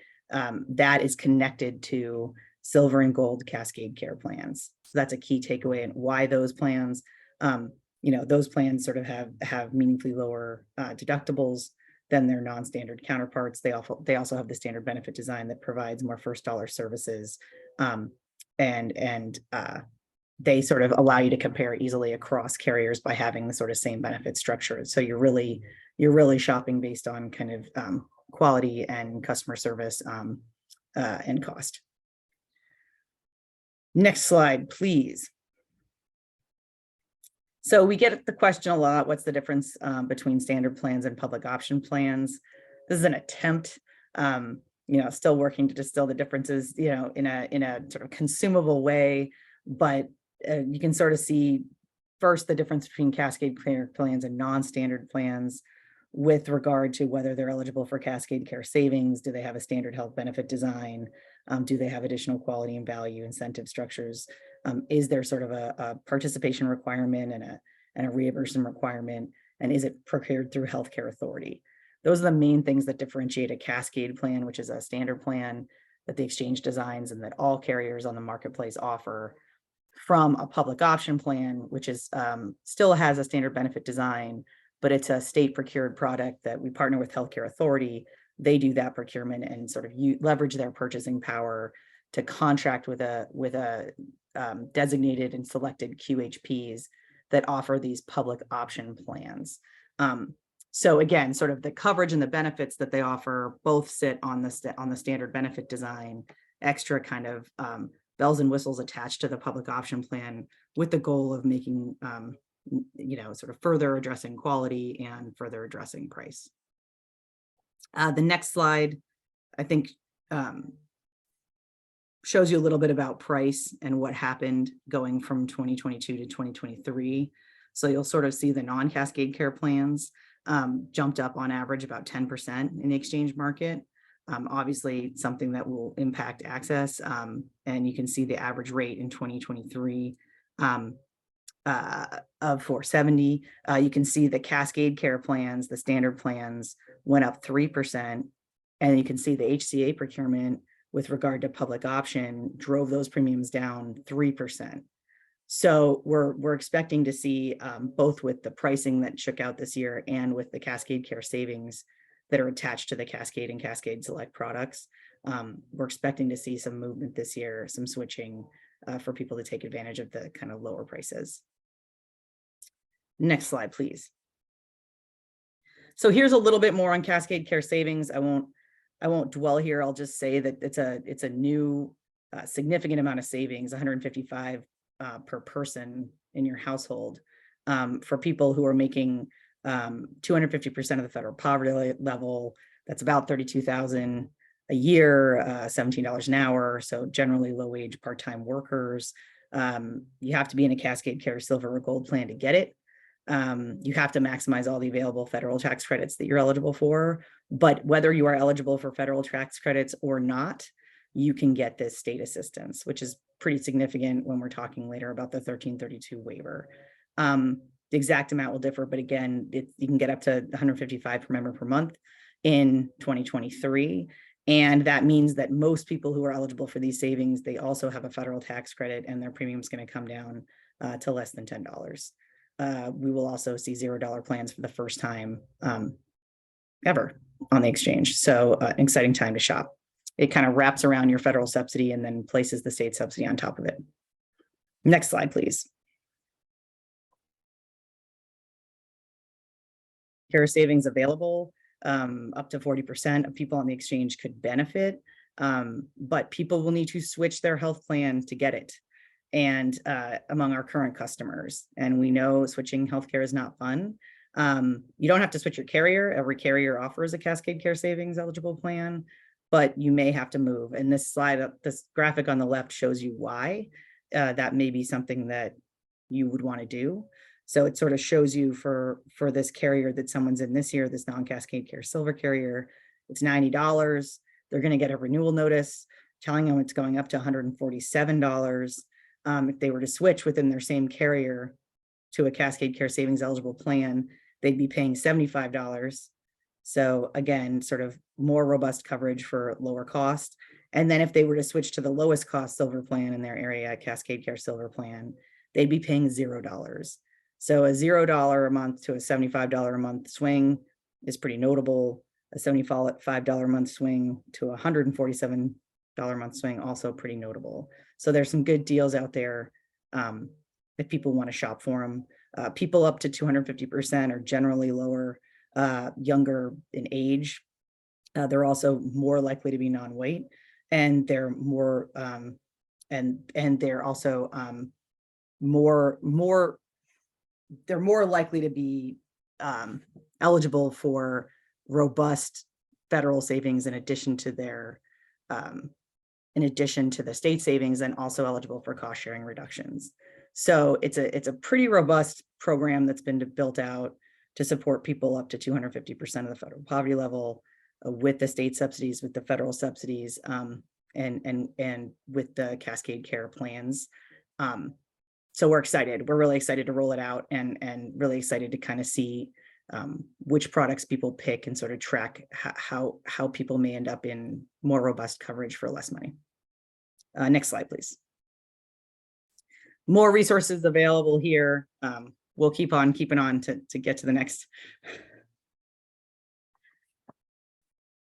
The next slide sort of shows you a little bit about where we're going in terms of some other affordability programs. And I think there's concurrent work that's happening to kind of reduce the underlying cost of care, not just keep providing subsidies, but in the short term, it's really made an impactful difference for people. So we run a sponsorship program through the exchange that sort of works with third-party payers who qualify to be part of the sponsorship program and want to help further wrap premium costs for people. We have about 18 sponsors now, includes tribes and nonprofits and federal partners. The legislature directed us last year to stand up a program to help childcare workers as part of the pandemic response efforts. So they appropriated us some funding to work with one of our lead navigator partners and DCYF to wrap around premiums for people who work at employees of licensed childcare facilities. It was a bit of a novel model, and it's sort of made the federal circuit. So I included some of the federal attention it's gotten here.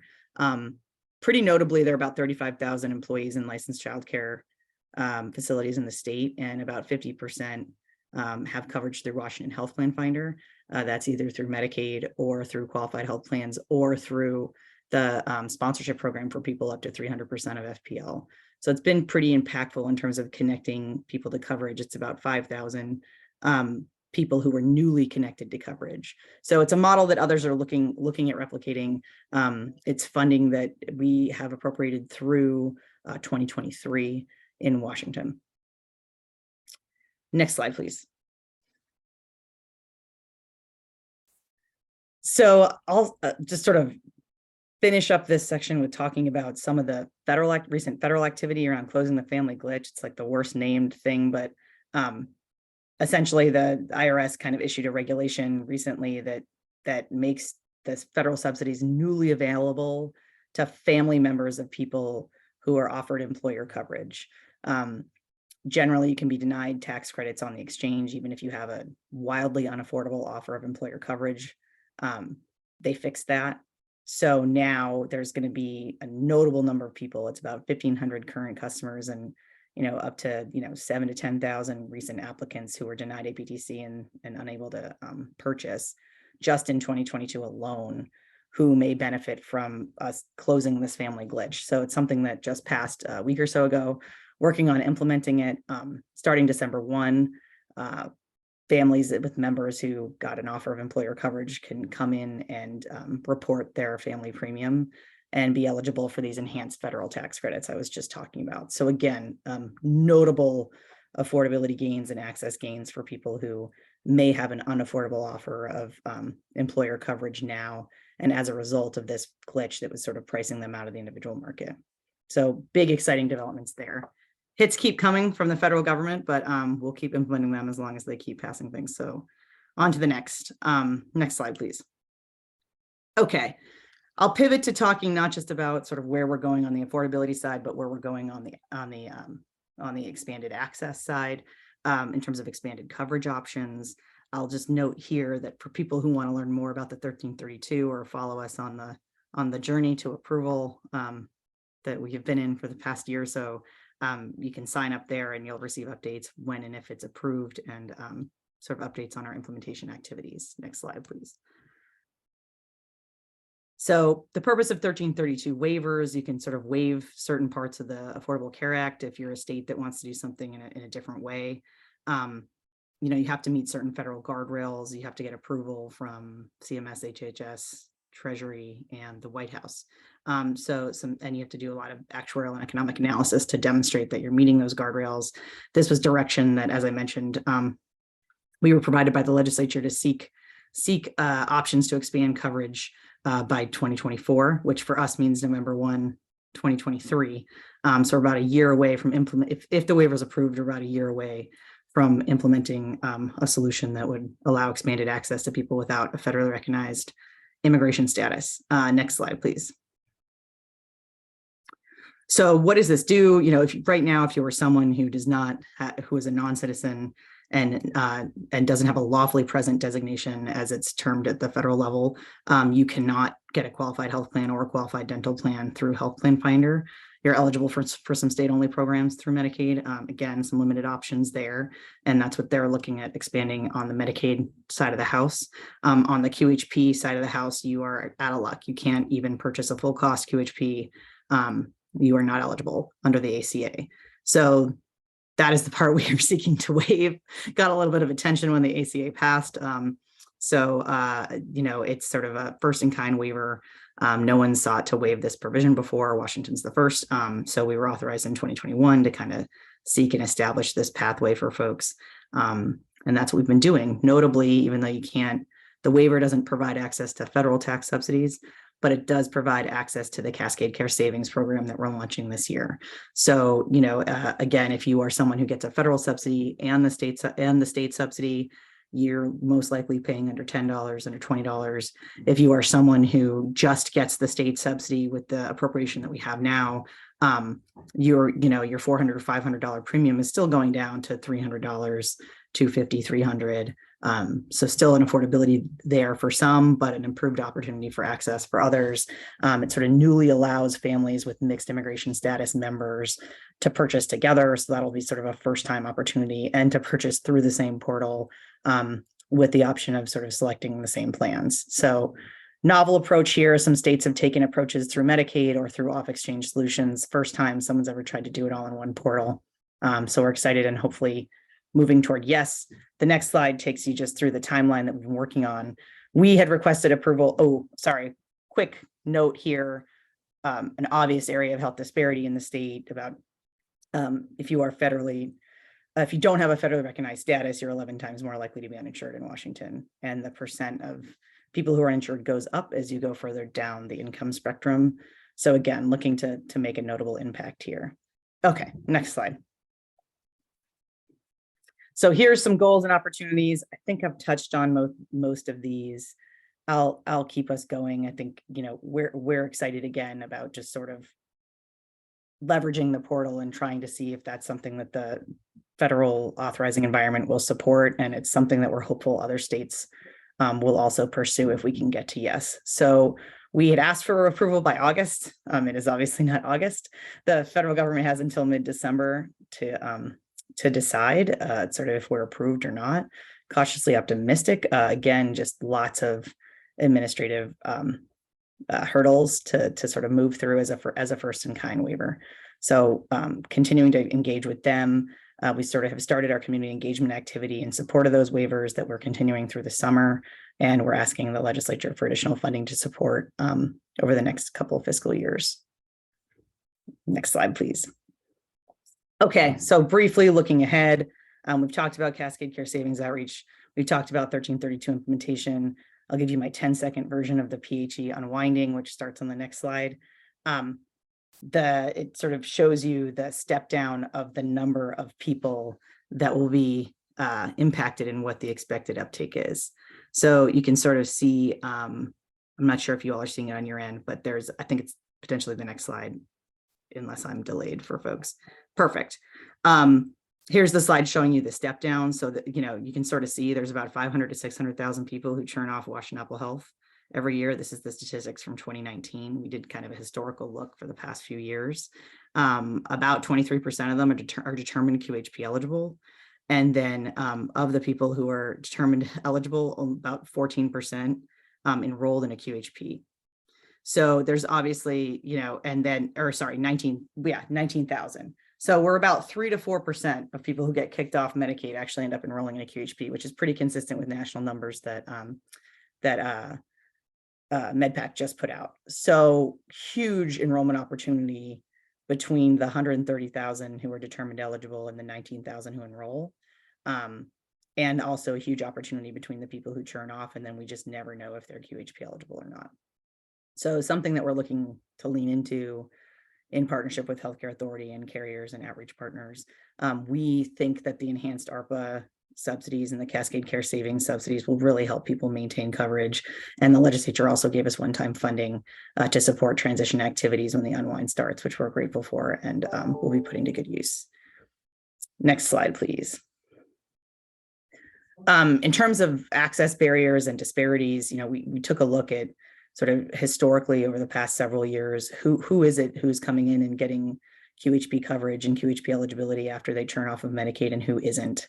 And we see some notable access barriers when looking by race, looking by ethnicity, looking by language services.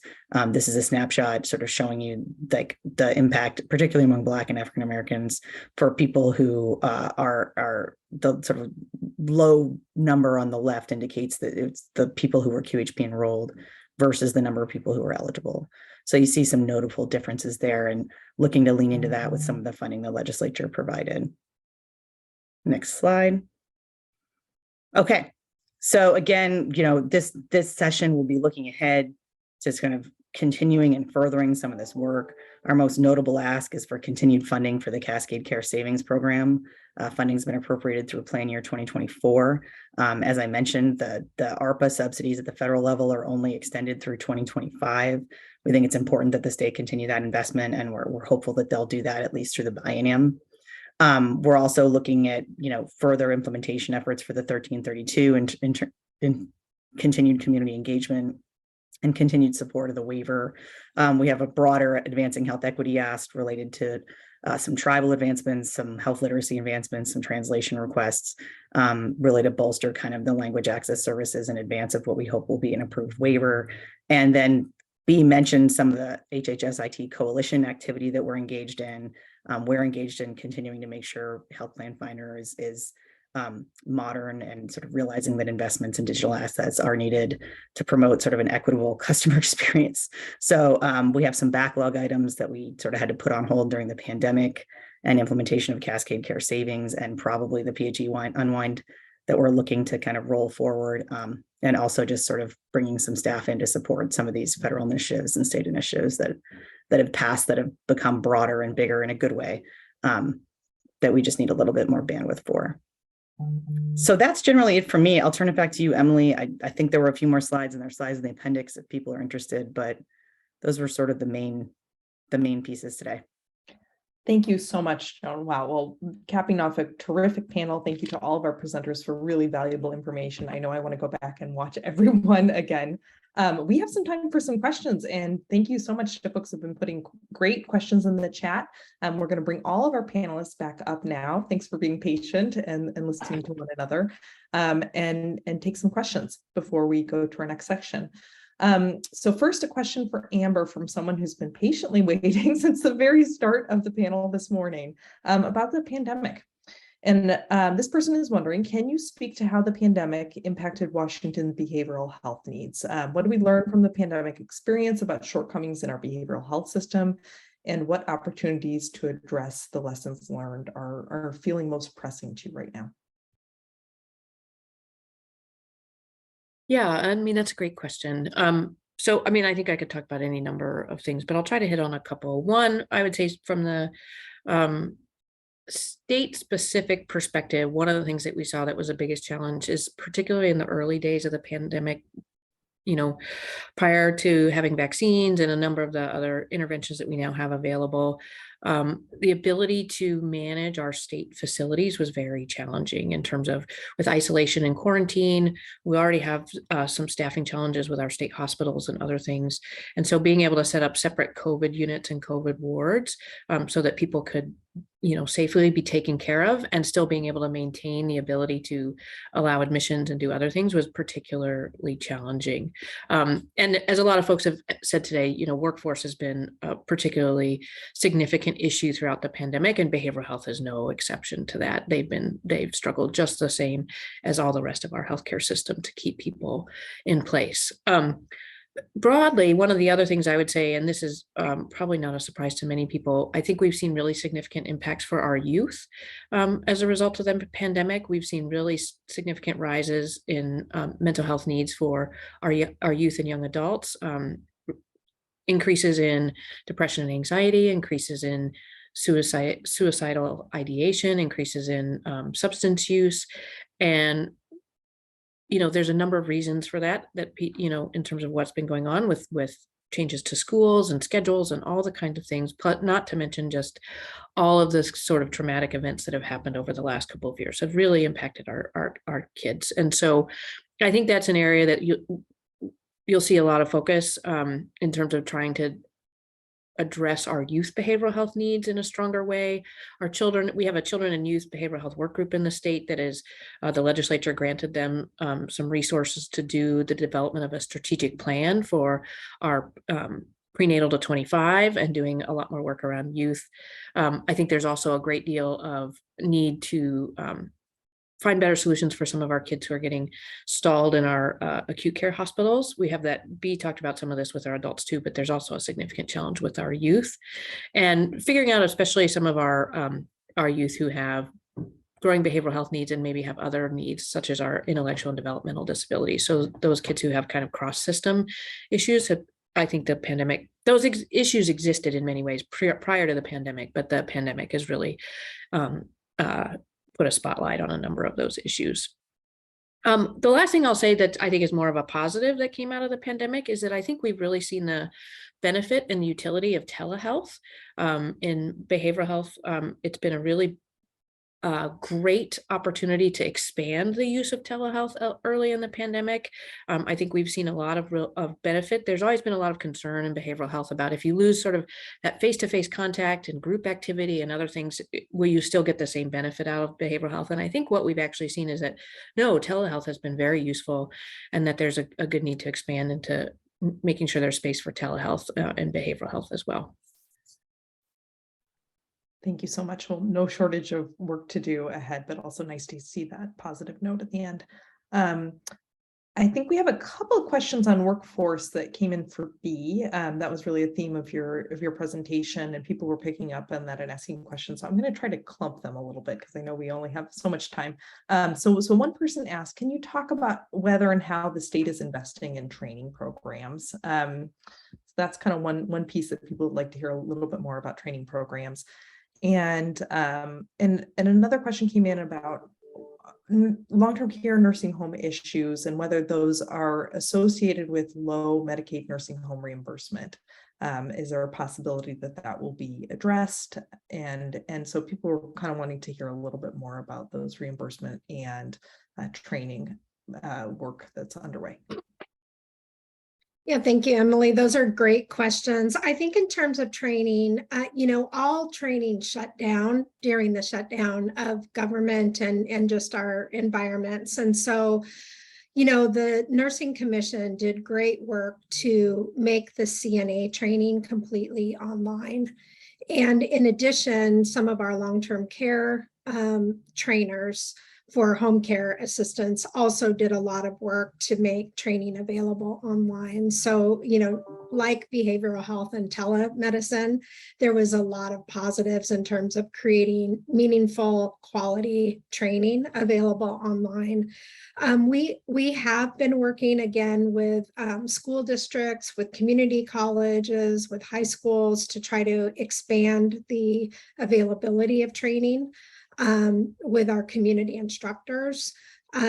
You might know that the Department of Health, through some funding that OFM approved for us to spend, we've stood up remote and mass testing sites, because training is one piece of it. And then the other piece is actually testing and getting credentialed. So we have a lot of work in the area of training and credentialing to clear the backlogs that have occurred. On the unpaid family caregiver front, we did stand up a learning management system for unpaid family caregivers, and they're able to access really quality training from their homes. And we also did the same for long-term care workers, stood up a learning management system so that people could access good quality continuing education as well. In terms of reimbursement rates, this is pre-pandemic, but Medicaid reimbursement rates have always been a challenge, particularly in the skilled nursing facility world, where, working through kind of authorization and appropriation of public dollars always lags a little bit behind in terms of what's happening in the private market. So it's really hard to stay up and in front of significantly increasing wages in the private space, as well as right now with the inflation factors that everyone is experiencing. Our providers are experiencing that as well. And the rate methodologies really struggle to deal with agile kind of rate methodology changes, right? So we do have a number of requests out there, for the governor's consideration, for the legislators' consideration around increasing skilled nursing facility rates. And I also just want to highlight that the legislature did appropriate significant funding in 2022 for skilled nursing facilities and low income, low wage earners in skilled nursing facilities. And those rate increases went into effect July of this year, 2022. And it gave money to raise low wage workers hourly rates by up to $4 an hour. And so currently skilled nursing facilities are doing a lot to try to increase those wages, use those dollars as appropriated by the legislature. And when we get our nursing home cost reports in, which of course lag a little bit, we'll be able to really report out on the use of those dollars to raise wages accordingly. Thanks, Bea. Wow, multifaceted challenge and multifaceted solutions there. Thanks for talking about those items a bit more. Jason, we had a couple questions come in for you on the MCO reprocurement, of course. And I saw that you were doing good work to answer questions briefly in the chat. Thank you so much for that, or in the Q&A box. Just for the good of the group here, I'm wondering if you can talk a little bit more about one of the items that came in a couple times from people about the process for soliciting public input into the managed care reprocurement process ahead. And people wanted to know a bit more about what do you foresee for stakeholders, Apple Health enrollees themselves, about giving feedback into this reprocurement process. You answered in the chat that you're just kind of at the start of that. I'm wondering if you can elaborate on that a bit. Yeah, thanks, Emily. Thanks. That's a great question. And really, actually, it's a great opportunity if you have any input for us in that regard. So really welcome that as we're thinking through those options now. Focus groups, town halls. We do have our Title 19 Medicaid committee, and members of that board actually are clients. members of Medicaid. And so we have some ability now to tap into direct input. But as you know, it is hard to really engage well with people with very busy and challenged lives. Do we have financing to help pay for their focus group involvement, for example? So working through some elements along those lines.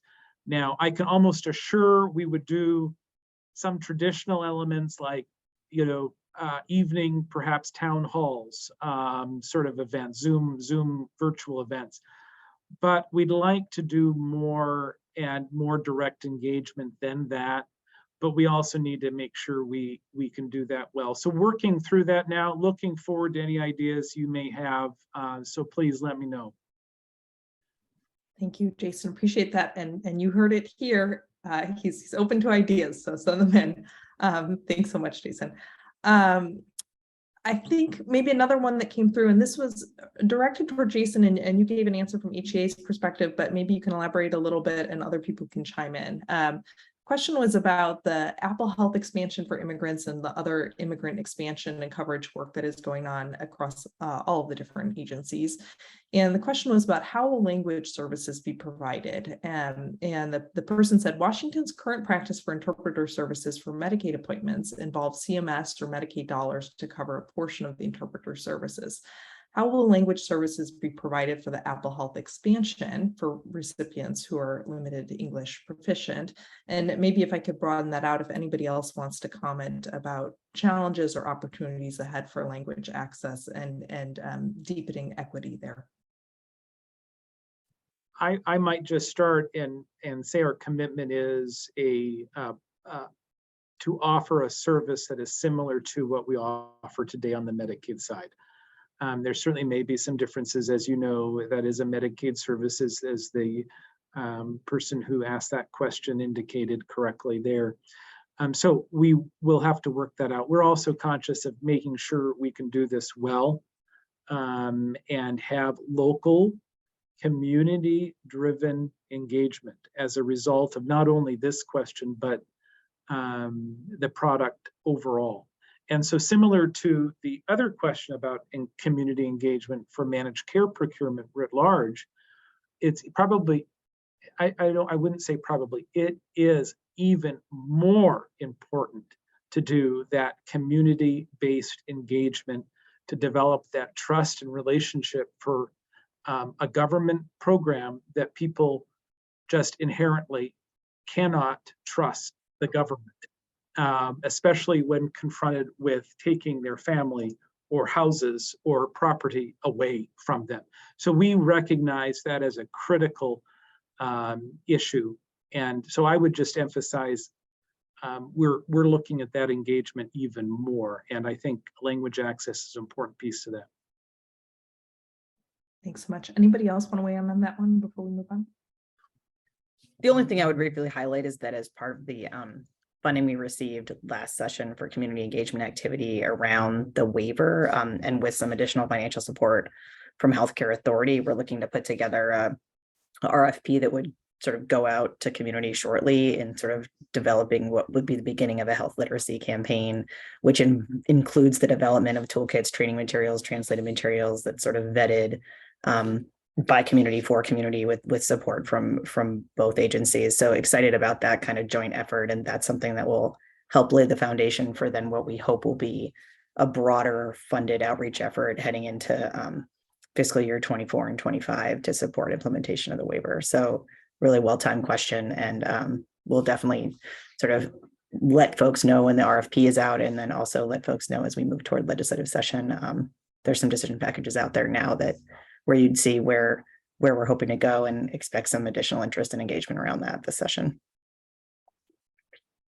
Thank you so much, Joan. Well, we are almost at time for this panel. I think we've got time for one last one, and I'm going to try to combine a couple here since we have so many questions coming in. One more with 15 parts. One more with 15 parts, multiple choice. So lawyerly of you.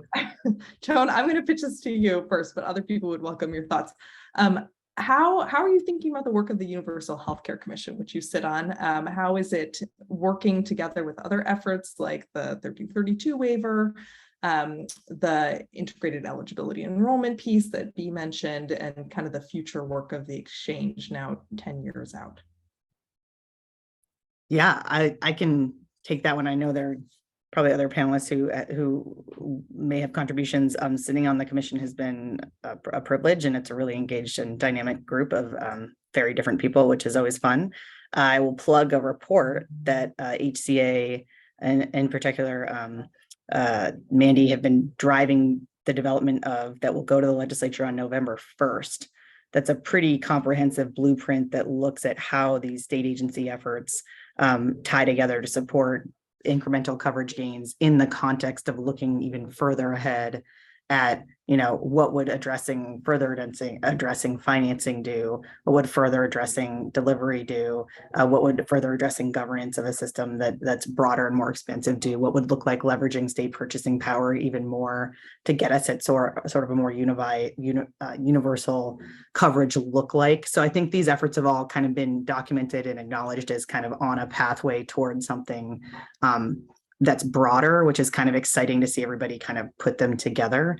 My personal goal is to sort of work in the context of both as a member of the commission and as the ledge director at HBE to work with. We have the bills that drop every year that say like abolish the exchange and start something new. And so I'm personally hoping to advance the conversation about, look, we can put all these together and advance it in a way that's a little bit comprehensive and still driving to the same goal, and that like builds on some of the infrastructure that we have. So I know a lot of the state agency partners who are on that group are kind of highly engaged in thinking through broader efforts to further expand coverage and sort of sync up across agencies, which is fun. Well, that's great. Thank you. And I think that's a nice note to end on, because it gives us a little clue for what we might be talking about at the ceiling in 5 or 10 years. So thank you, Joan. Thank you to all of our panelists. Really appreciate you. Probably with all these same panelists. No, I'm just kidding. Here's hoping. Thank you so much. And you are welcome to stay with us. And we're going to transition now to Janet, our executive director, who will join us for an overview of state and federal legislation and litigation. She'll fill in some pieces we didn't hear about this morning before our afternoon panelists dive deeper into some of those key pieces of litigation. Janet, please feel free to take it away when you're ready. Thank you, Emily. I'm ready. And thank you to our panelists. I really enjoyed hearing your presentations. We do this panel every year, and I think this is the best yet. And I think everyone had enough time to get a very concentrated amount of information in. So my hat's off to you, because we've got just a number of perspectives from different agencies, the governor's office. You've been very generous with your time and energy to prepare super presentations and share the developments in health policy in our state. So in my presentation, I'll mostly be talking about what happened legislatively in the past year, filling in some of the details about the state and federal levels. So as you will hear, this overlaps somewhat with what you just heard, because our panel is involved in implementing many of these changes.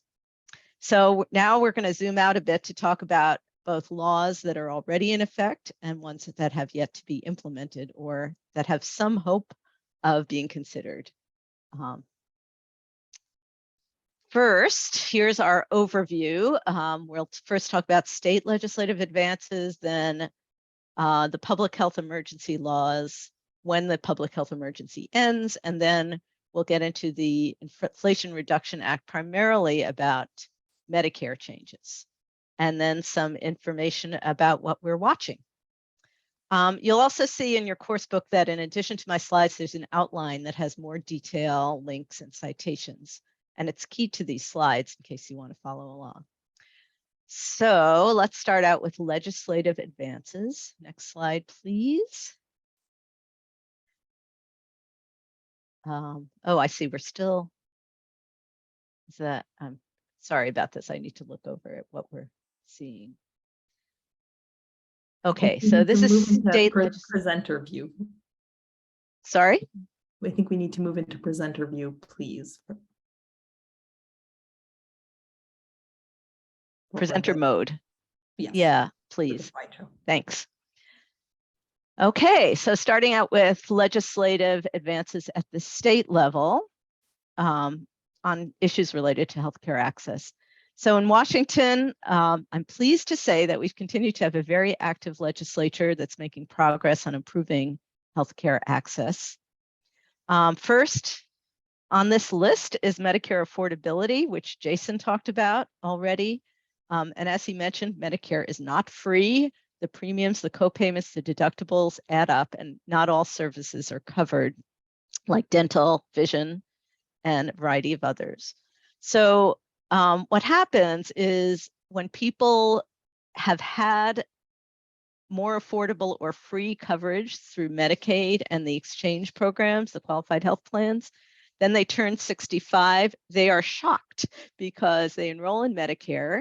And we've had a lot of people stay on Medicaid longer than age 65 because of the pandemic maintenance of coverage. But they enroll in Medicare, and when they do so, they suddenly have lots of healthcare expenses. We call that the Medicare cliff. And that can have a devastating impact on people's ability to maintain housing and other expenses. The good news is that there are ways to provide help to lower income beneficiaries through Medicaid. So the Medicare, various types of wraparound coverage. And one is known as the Medicare Savings Programs, or MSPs. Bea did talk about this.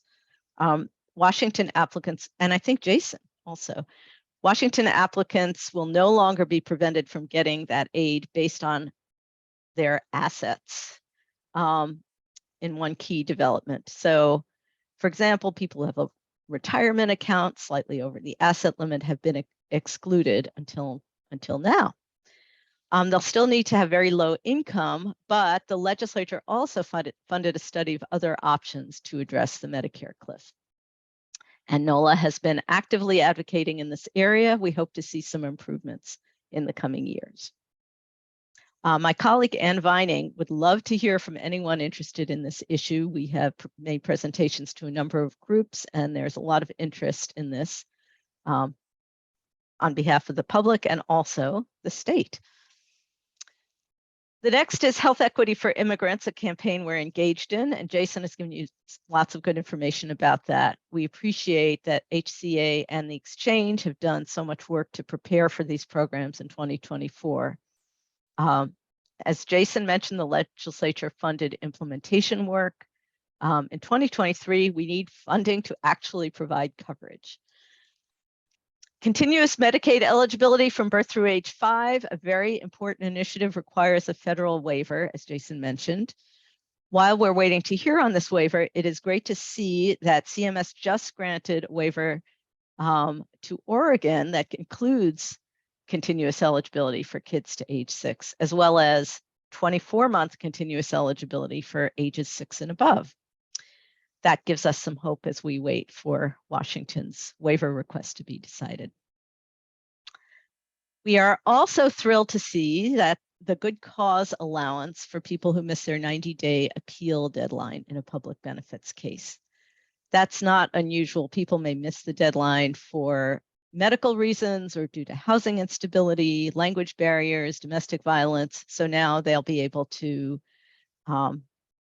get some, if claim good cause to file their appeal later.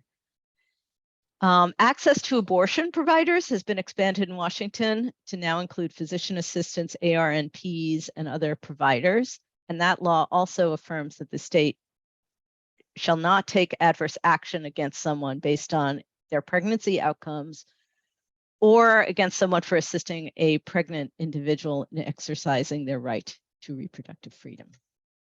Next slide. We'll talk a bit more about telehealth developments later. I know Bea mentioned the importance, and Amber mentioned the importance of this, but I wanted to note that the state legislature has been refining its telehealth laws over the past 7 years, especially with the pandemic. This year's bills are about refining audio telehealth, which is a really important option for people who don't have good internet or have challenges with the video technology. This year's bills make easier to provide audio telehealth by easing up on the definition of established relationship between patient and provider. They clarified that the provider must have access to a patient's healthcare records and that hospitals may not charge a facility fee for an audio-only visit. Next slide. B discussed the Washington CARES Act, the state's long-term care program. This is a really groundbreaking law, a social insurance program that's the first of its kind in the country and a really important way to give everyone access to a long-term care benefit through a payroll tax deduction. B already discussed this year's changes regarding delay, exemptions, and proration. I'd like to briefly mention the legal issues related to the law. There was an early challenge to Washington CARES in federal court. The case was dismissed based on the lack of jurisdiction under the Tax Injunction Act. Under that act, the state courts have exclusive jurisdiction over challenges to state taxes. So the federal court said we cannot decide this. However, there could still be a state court challenge.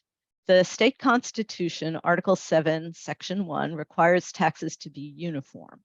The question is whether the requirement applies to long-term care program, the long-term care program, and if so, does it violate this uniformity clause? If the premiums are considered an income tax, the argument is that they're not uniformly imposed because some people are exempt from having to pay premiums. The counter argument is that this is not an income tax, but an excise tax, so Article 7 would not apply. And that is where the state is, that is what the state is arguing in litigation around the recently enacted capital gains tax. In that case, a Douglas County judge ruled against the state, but it's now being appealed directly to the state Supreme Court. So stay tuned on that. Moving on to the public health emergency. Next slide, please. These are the three key PHE laws, and I'm going to focus my comments on the impact of the first one, Section 319, which is the declaration of a public health emergency, or PHE, by the Secretary of Health and Human Services nationally. This PHE declaration allowed for many changes and emergency flexibilities for public programs, a lot of which you've heard about already. They include streamlined eligibility, meal delivery, remote adult day health, and of course, the requirement to keep people enrolled in Medicaid and CHIP. Medicare has also changed, and these changes are still in effect, but only as long as the PHE lasts. So this 319 PHE is only extended by 90 days at a time. We'll have 60 days notice, but currently the PHE is ending January 11th of next year. So sometime in mid-November, we will find out whether that's extended again, but it seems like there's a great likelihood that this could be final, the final extension. So what happens when the PHE ends? Is there anything left, or do we revert to the old way of doing things? Well, we have heard already that there's a lot of interest in Washington in making some changes at the state level, but there may still be some impacts. COVID testing, treatment, and vaccines, for a long time, there's been a lot of access, no cost sharing, things like that. We already know that there are going to be some additional, there's going to be some additional help going forward. The Biden administration recently announced that they're making a lot of the monoclonal antibody treatment available. They say 60,000 doses. They project that those will be available through September of next year. Our State Department of Health has also allocated funds for this. But for many people, cost sharing for treatments and tests will return. That's likely going to lead to access challenges and reluctance to test. So we'll see if that does. Hopefully it does not impact the pandemic and return to normalcy, or to whatever we're returning to. But people are concerned. There's an article from Kaiser Family Foundation linked in the materials about potential access issues. There's been no more relief yet from Congress. There is concern again about supply problems if there's a future surge of COVID or updated vaccines are needed. But there was good news this week. The CDC Vaccine Advisory Panel voted to add COVID vaccines to the Vaccines for Children's program, which ensures they'll be free for kids who are uninsured or qualify for Medicaid. And we also expect that Washington Apple Health will continue to cover treatment, testing, and vaccines for those who remain covered. And speaking of Medicaid coverage, next slide. Oh, I think we missed it. Okay, we are up to the Medicaid slide. So a couple more. Next slide, please. Thank you. So the big unwind, Jason's talked about this. I just want to emphasize again that this, and Joan also talked about this, and what's going to happen.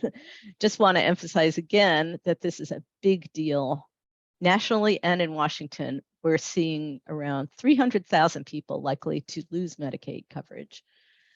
If that January end date holds over the next year, there will be unprecedented flux and churn in our Medicaid program. And even those who go to the exchange will need to change plans and healthcare providers. The networks of providers are not identical for the plans in Medicaid and the exchange. There are also some plans that are in one, but not the other. So just be aware that there is going to be some large, hopefully not chaos, but a lot of fluctuation going on and changing of providers. So we urge everybody to do all they can to help with people maintaining and transitioning coverage, and watch for problems that might occur with such a high volume of eligibility reviews. I think having ears to the ground is really important to the agencies to know what needs to be addressed and try and address it as close in time to when it happens as possible. Next slide, please. There will also be changes for Medicare beneficiaries in terms of eligibility and costs, and also convenience, because during the pandemic, Medicare plans were required to offer a 90-day medication supply to enable people to avoid trips to the pharmacy. But at the end of the PHE, that will no longer be required, which will especially affect specialty medications, but also other medications and plans that didn't previously allow 90-day supply. Access to telehealth will also be affected. Next slide, please. So over 28 million Medicare beneficiaries used telehealth during the first year of the pandemic. So that accounted for 12% of all services used by beneficiaries that year. So telehealth is really catching on. It's a growing trend. So if this isn't addressed after the PHE, many people will no longer be able to use telehealth in Medicare. Meanwhile, at the state level, many bills since 2015, I think it's 10 bills on telehealth. So as I mentioned, the policy in this area is evolving at the state level, but still some flexibilities may disappear after the PHE ends. Next slide, please. Another thing to be aware of is the state public health emergency declarations that end 10 days from now. Particularly for this seminar, we are looking at the insurance impact. So expect your insurance to start charging copayments and billing for COVID-related services, certain services. And if that will depend on the insurer. But they are no longer required to refrain from doing that. Let's move on to a discussion of the Inflation Reduction Act, which is a major piece of federal legislation passed this summer. As background, in the past few years, there have been tweaks to the Affordable Care Act, and you've heard this from Joan, but I'll go over it again.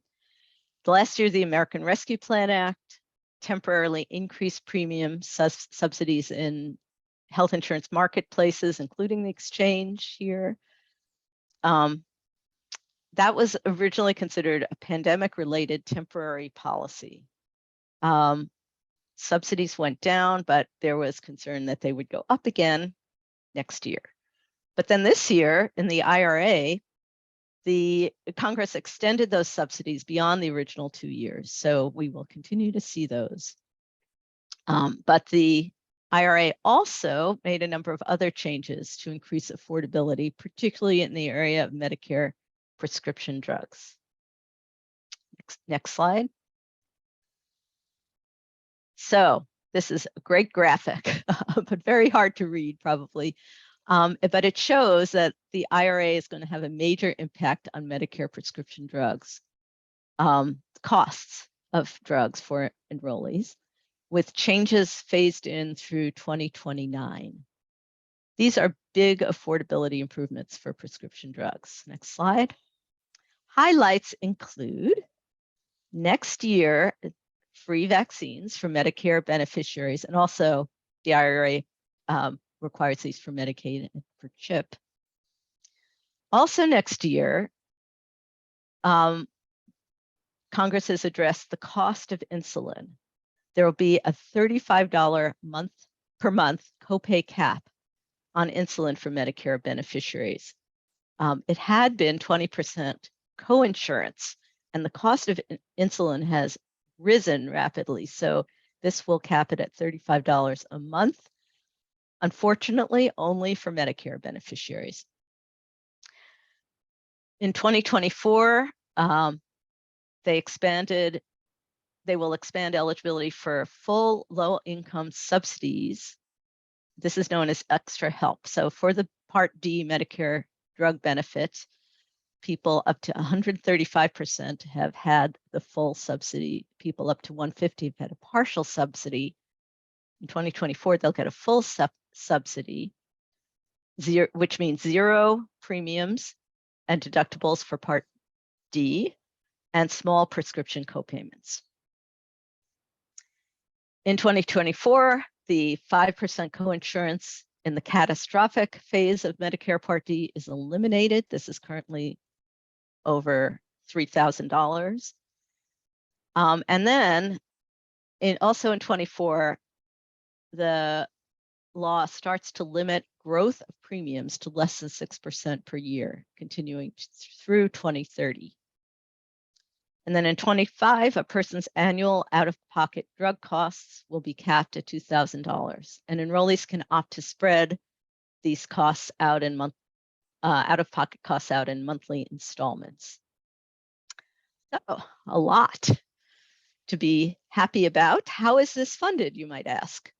The answer is complicated, but it's made possible in large part by Medicare's new authority to negotiate drug prices. On this timeline, you'll see that each year starting in 2026, and again, it might be a little small to see, but more and more drugs each year will be subject to price negotiation by Medicare. All right, next slide, please. So the IRA was great, but the improvements are more limited than we'd like to see. There were a number of things that that are limited. And I should also mention, there were a couple of other bills that funded healthcare this year too. There was a Safer Communities Act. The gun safety bill actually funded billions of dollars of school and community mental health program expansions. And the PACT Act expanded health and disability benefits for veterans who experienced toxic exposures to burn pits during their military service. But that and the IRA were kind of it for this year, unless something happens in the next couple of months. The IRA improvements do not apply to commercially insured or uninsured folks. As I mentioned, some other things that were originally proposed but remain to be addressed are Medicare still doesn't cover dental, hearing, vision. The Biden administration proposed a big increase to expand long-term services and supports and increase caregiver pay. That didn't happen. And there was also a proposal to eliminate the Medicaid exclusion for incarcerated people for the 30 days prior to release. The laws combined only funded about 23% of the Biden administration's requested amount for healthcare. So there's still a lot to do here. Next slide. And here's some other things to watch that are federal bills that articulate a progressive agenda on healthcare. The Lift the Bar Act refers to the 5-year bar on legal permanent residents being eligible for Medicaid and other federal programs. Representative Jayapal from Washington introduced that bill in the House, and Senator Hirono from Hawaii in the Senate. The key feature of this bill is restoring eligibility for these and other what is called non-qualified immigrants to Medicaid, CHIP, SNAP, TANF, SSI, certain housing assistance, and other important services. These folks had been excluded in 1996 with the welfare reform law. And there have been efforts ever since then to try and restore those folks. That would actually have an impact on the state costs here because those folks are currently not federally funded, and we're talking about state funding for immigrants. The HEAL Act, Health Equity and Access Under the Law, would also lift the 5-year bar, and in addition would allow everyone, regardless of status, to purchase coverage through the ACA marketplaces like the exchange, if they meet income requirements. That it would ensure that DACA recipients, that's the Deferred Action for Childhood Arrivals program status, and any future deferred action recipients could enroll in Medicaid and CHIP. It eliminates the state's ability to further restrict Medicaid eligibility for immigrant communities. And there are a couple of other laws here. The Health Equity and Accountability Act that has a wide variety of measures include to reduce health disparities, including improving language access and culturally competent care, expanding mental and behavioral health services, targeting low-income communities of color, increasing federal funding for healthcare services for people of color living with HIV/AIDS, and so on. And also strengthening data collection, which is actually pretty important when we're talking about health disparities, because data collection at a granular level is important to inform policies that eradicate racial disparities. There's a bill on maintaining telehealth and Medicare that actually has passed the House and is in Senate Finance Committee. And then for Medicare Advantage, there is a bill from our state's Representative Del Bene to streamline prior authorization, make it faster, easier, have a real-time decisions process, encourage plans to adopt policies that have evidence-based guidelines that some of you may be interested in.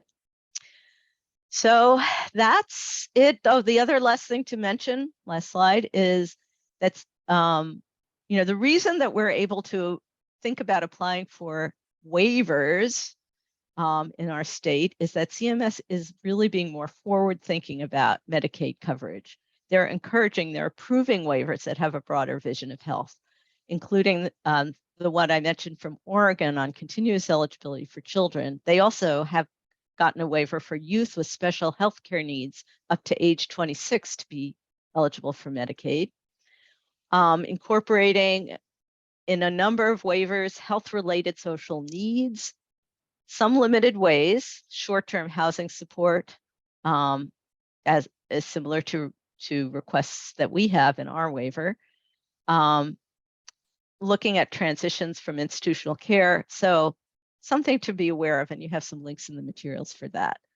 So thank you. And I'm happy to answer questions in the 2 minutes I have left before our break.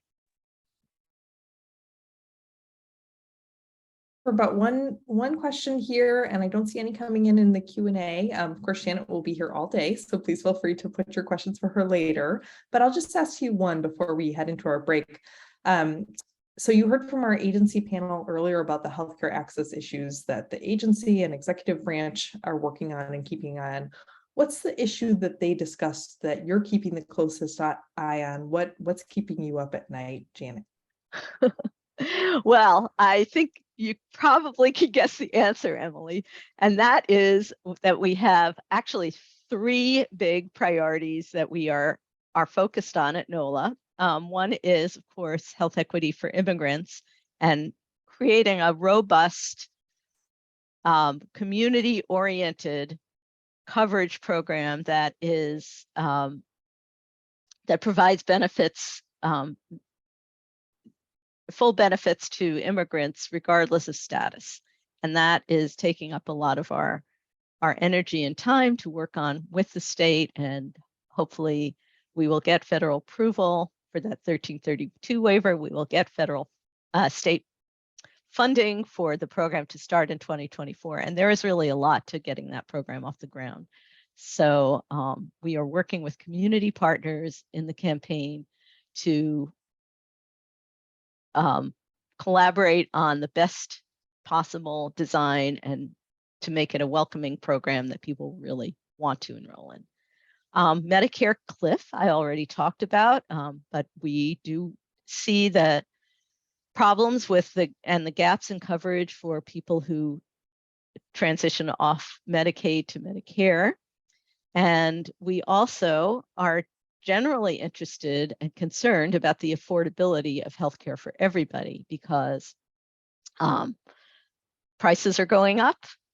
It's very difficult to afford care, even for those who have coverage. There's lots of folks who are underinsured and have trouble even signing up because they look at those deductibles and they have problems justifying to themselves signing up for health coverage. And of course, we are proponents of universal health coverage and want to make sure everybody gets the care they need. So thanks. And yes, I'm happy to answer questions as the day goes on in the Q&A or in the chat. So I think it's time to Thank you. Yeah, a break. it is that. Thank you so much, Janet. Really appreciate it. And I'll add one to your worry list, which is that public health emergency wind down. Oh, of course. Everybody. Yes. Sorry, that wasn't saying in the list. And I'll take moderator's privilege there.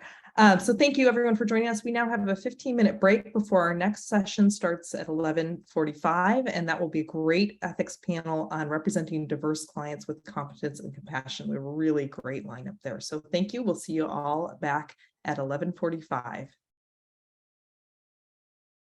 And it's time for our ethics section today, which is representing diverse clients with cultural competence and compassion.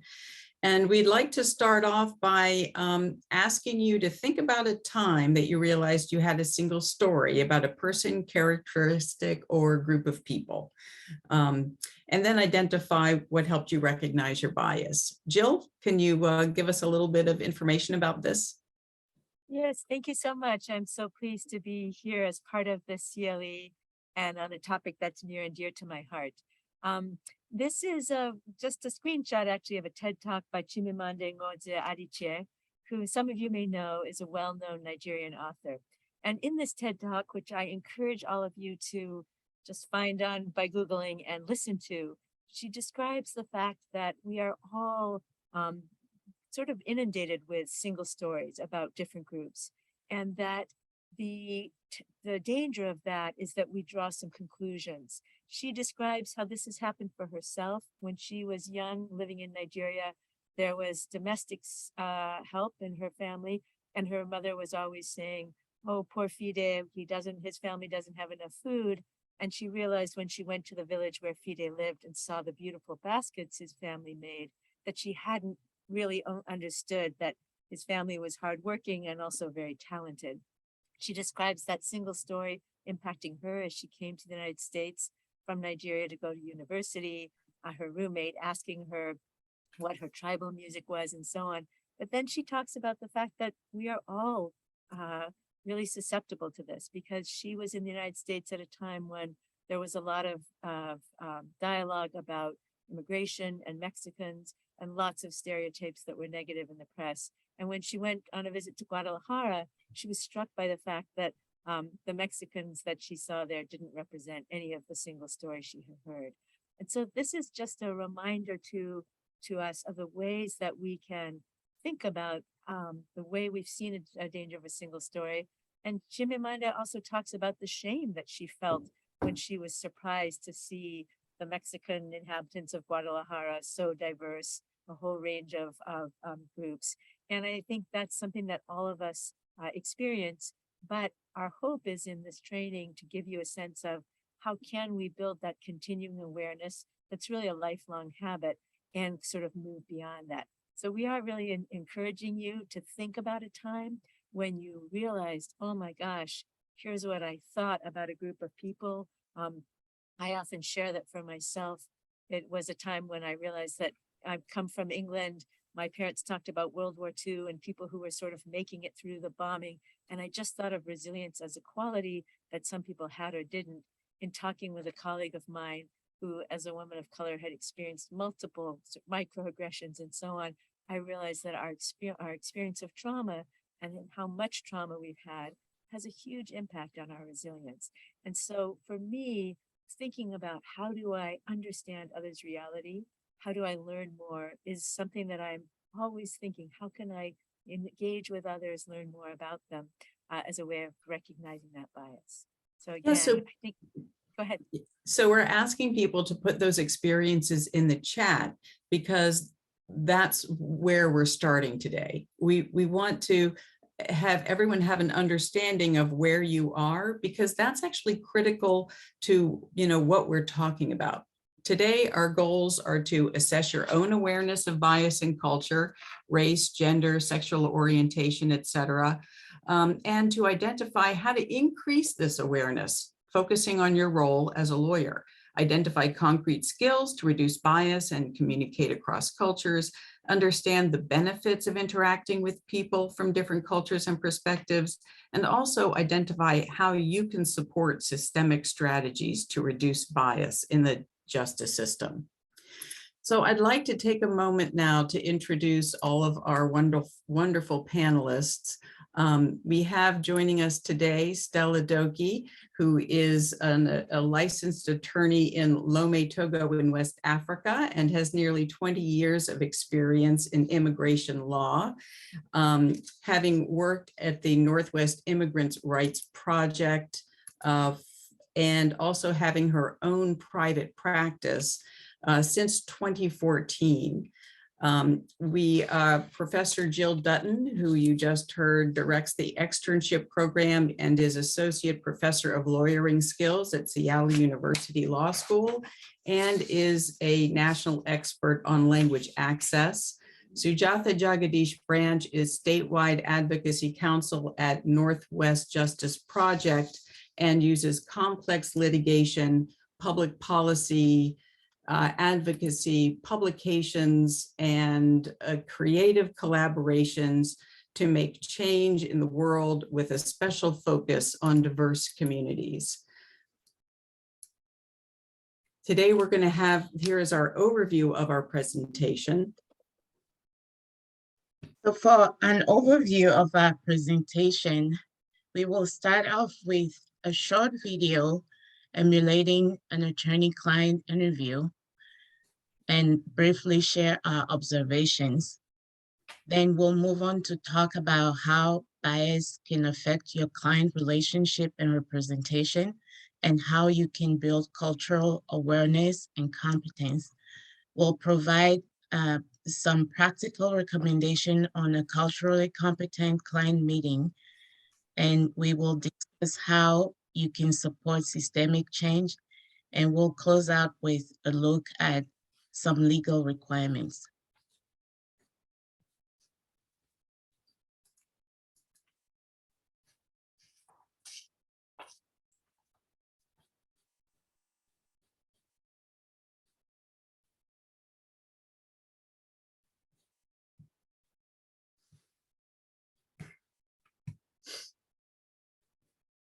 So we're waiting on a video. I'm the attorney who's going to file an asylum application for you. I'm going to ask you some questions so I can help you with your case. Please just answer the questions in a few sentences and don't give long answers because I've already reviewed your file and I have some information about your case that you may not have a copy of. But just so you know, I have some information and I have an Arabic interpreter here for you so you can understand me. Okay, Are you married? I was. So you're divorced. No, my husband died. Okay, and have you had other husbands? No, I can't hear you. Can you please speak up? Do you have children? yes, How many? one. You want to apply for asylum because of the war going on in Syria? Hello, hey, my name is Leslie Bennett. It's so great to meet you. Thank you. Nice to meet you. Sitting right next to you is Ahmed, who's an interpreter. I've worked with him before. I have let Ahmed know that you are from Syria, since sometimes he can tend to use a lot of North African terms, even though he is a court-certified Arabic interpreter. He said he will try his best to not use his regional dialect during this interview. He'll also hold up his hand if either of us speaks too fast or for too long a time, and that way he'll be able to interpret accurately. Are you able to understand him so far? Yes.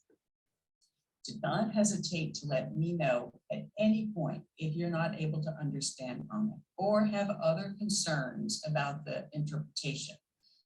It's normally an issue we can easily fix, okay? They'll just be relaying information back and forth from the two of us, not adding or changing anything that we say in any way.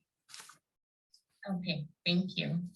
For the next 45 minutes or so, I'd like to learn about your background and experiences. And you'll see me jotting down notes, which I'll use after our meeting to prepare your case. Anything you share with me during this interview is confidential. That means I will not reveal anything you tell me to anyone outside of my office unless it helps your case and unless I have your permission. The same goes for Ahmed. He is required to keep everything discussed during this meeting confidential. Do you have any questions about that? So you asked my permission before submitting anything to immigration? That's right. You'll have a chance to review anything I prepare for submission on your behalf. Thank you. This is just our first meeting out of several meetings you'll have. So if we don't get everything today, don't worry. We'll have other opportunities to talk so that we can prepare a complete application. For our next meeting, could we make it a morning appointment? I live with a man now who gets angry if I am not home by evening. Who do you live with? A man I met through the mosque in Kent. When you say he gets angry, what do you mean? He tells me not to have afternoon appointments because if it gets dark before I get home, he worries about my safety. What does he do when he's angry? Nothing. He just tells me to be home before dark. Do you and he have a romantic relationship? What type of relationship do you have?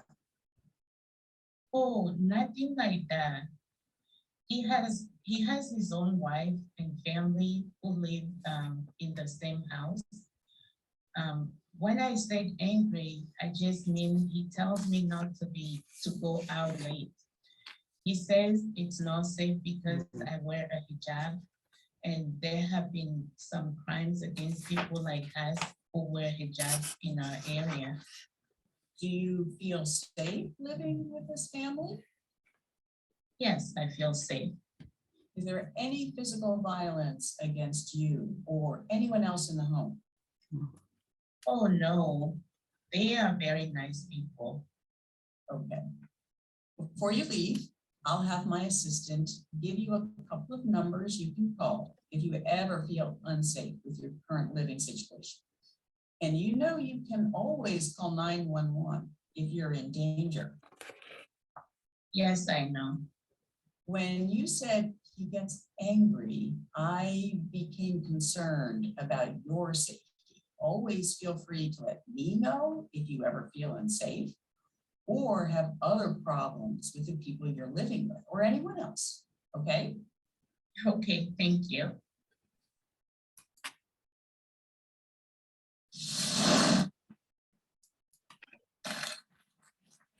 Okay, so we ask people to put in the chat what they thought about the videos.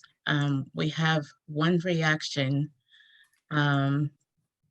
They prefer the second version of Lawyer than the first one. The first one was cringe-worthy. And also, there's a brisk attitude of lawyers that is so easy to slip into. So, and those are all valid observations of the videos. And I'd like to ask the panel if they could add anything of what they observed from the differences in the two videos. And to start, I could say the second video, the lawyer expressed concern for the client and acknowledged her emotions and her and made her know that she will be basically in charge of the case.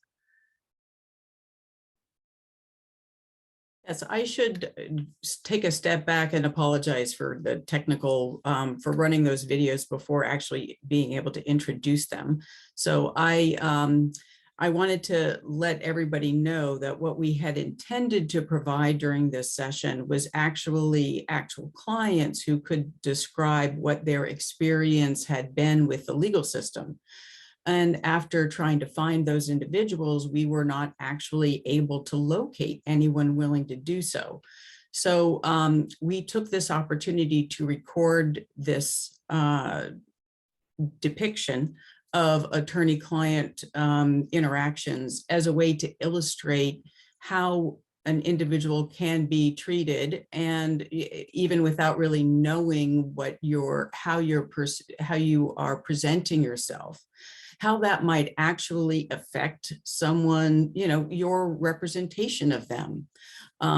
So in hindsight, we, on reflection, we understand that assuming that it would be easy to find people who would be able to talk about, a challenging situation or their involvement in a legal system that clearly has a long way to go, is an example of our bias.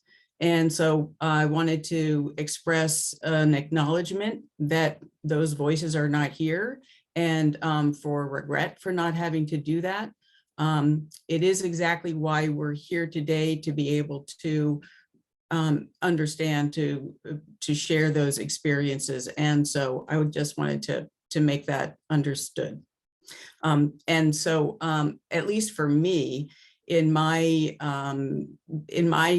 depiction of the attorney, I had just a much harsher way of interacting. It was just not, I didn't care as much about her responses. And in this second, I actually really did. I really wanted to hear her story and understand what she, what she was going through. It was actually kind of a physical difference.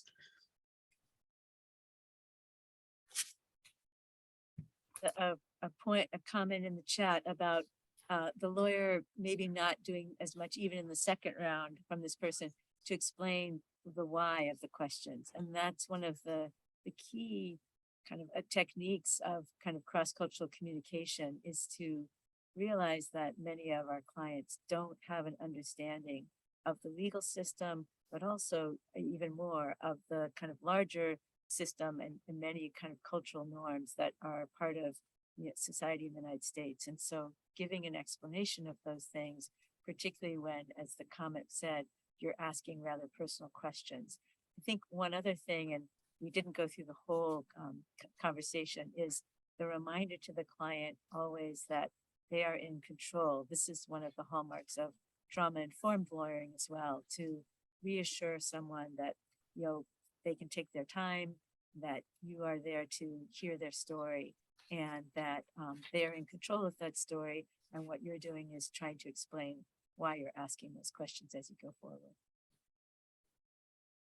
And adding to what Jill said, I was really literally cringing as the first video started, and it's partly about demeanor, but also about just providing no context, because there's a client who maybe has never been in the law office before, definitely is from another country, and really doesn't know what to expect. And we are really busy, but when we just jump into our thing without context, without explaining why, without explaining what to expect in an interview, it greatly reduces the likelihood that we'll be able to help the client and get the information that's needed, and definitely agreeing about the importance of forming that relationship so the client feels comfortable speaking openly about whatever it is that's going on in their lives, which may be very hard to do. One other point I will say, as we are doing so many of our interviews via Zoom and rather than in person, when you are meeting with someone in person, one way of starting immediately to demonstrate kind of what we say in parlance is this curiosity, empathy, and respect, these sort of three hallmarks of having a good interview, is of course to offer something to drink, to ask how the person is doing. When you're interviewing over Zoom, it may be appropriate sort of to comment about someone's background, but obviously you can have that same solicitous approach of how are they doing? Did they have trouble getting on? Just really reminding someone that you are there to help them, but recognizing that their internet may not be as good. They may have this may be the first time they're doing this kind of interview, explaining what to do if they lose connection and so on, so that you're normalizing that. And another very effective technique when we're not in person, there's not as much body language for us to be able to see, is to just really fairly regularly ask a client, how are they feeling? So that you can have them tell you, are they feeling anxious and so on? And to normalize that you understand that the questions that they have are questions that anyone would have who's not familiar with the system, so that you're constantly reassuring someone that you want to know what their story is, but that you understand that they would have a lot of questions.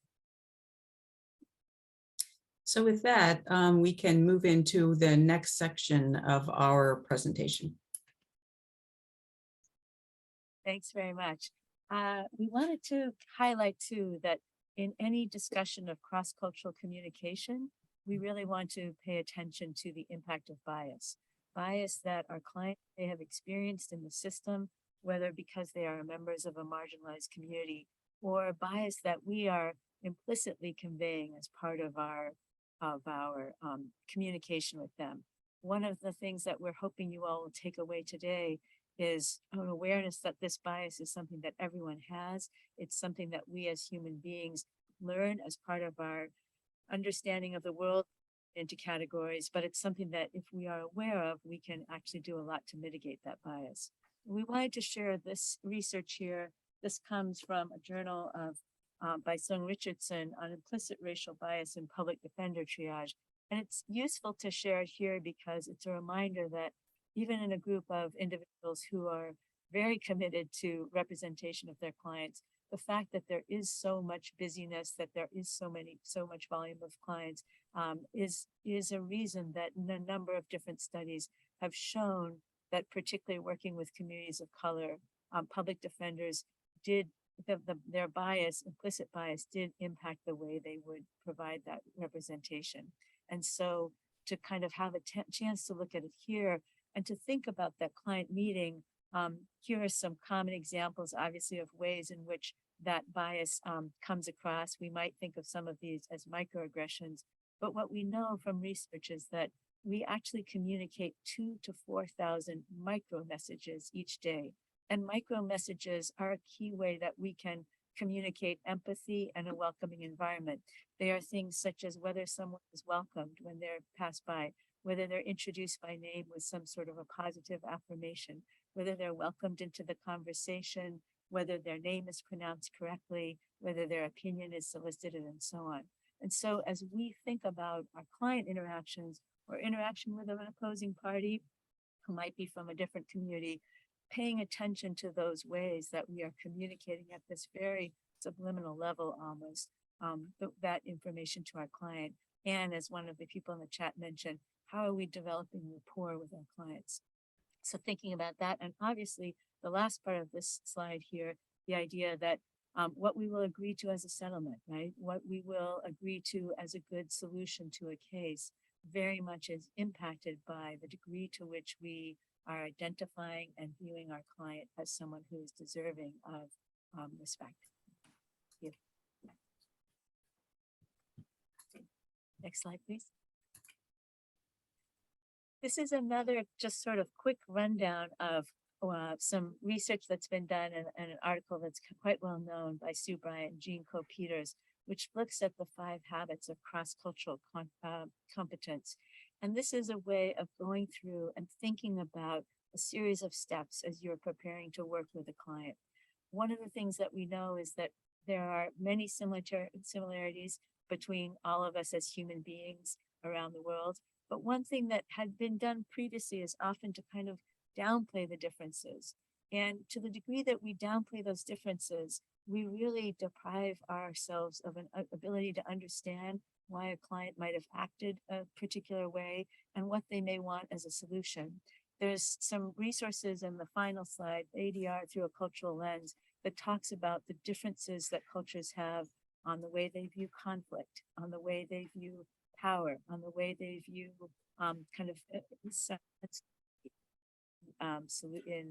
conflict resolution.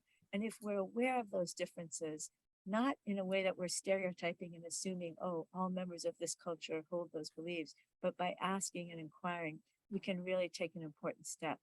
We also want to think how those differences influence the attorney-client relationship. One example that most lawyers constantly confront is whether someone is on time to appointment, whether someone seems to be engaged in the case. We know as lawyers, we're very focused on that. And depending on what culture we come from, we may have time as a very important value. And we may assume that if the client isn't on time, that will means that perhaps they're not as concerned about the case or that they don't think it's important and so on. So we want to then take time to identify some alternate explanations. Using that theme of timeliness, we might imagine this client might not have access to transportation.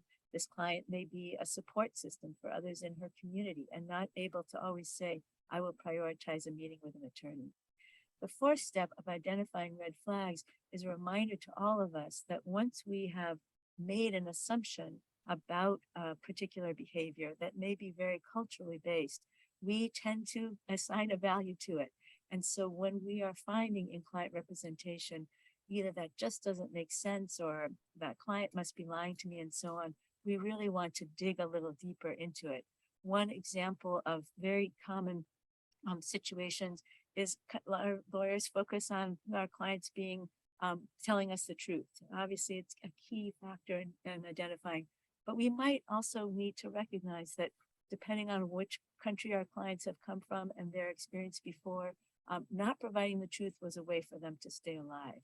And so it's difficult for them to then shift into a different reality and trust, particularly early on in the client relationship, that you have that. So you want to be aware that those red flags are areas to dig into a little bit deeper and to think about ways to communicate that so that a client feels trust and is willing to share with us. And then finally, that notion of self-analysis rather than self-judgment. In the TED Talk that I mentioned, Chimamanda Ngozi Adichie talks about the shame that she felt when she realized, oh, I have this single story about Mexicans based on all this sort of misinformation. How could I have fallen prey to that? The idea is that one wants to be aware that shame is natural, of course, but we want to sort of move on and think about what can I do differently as I go forward. Next slide, please.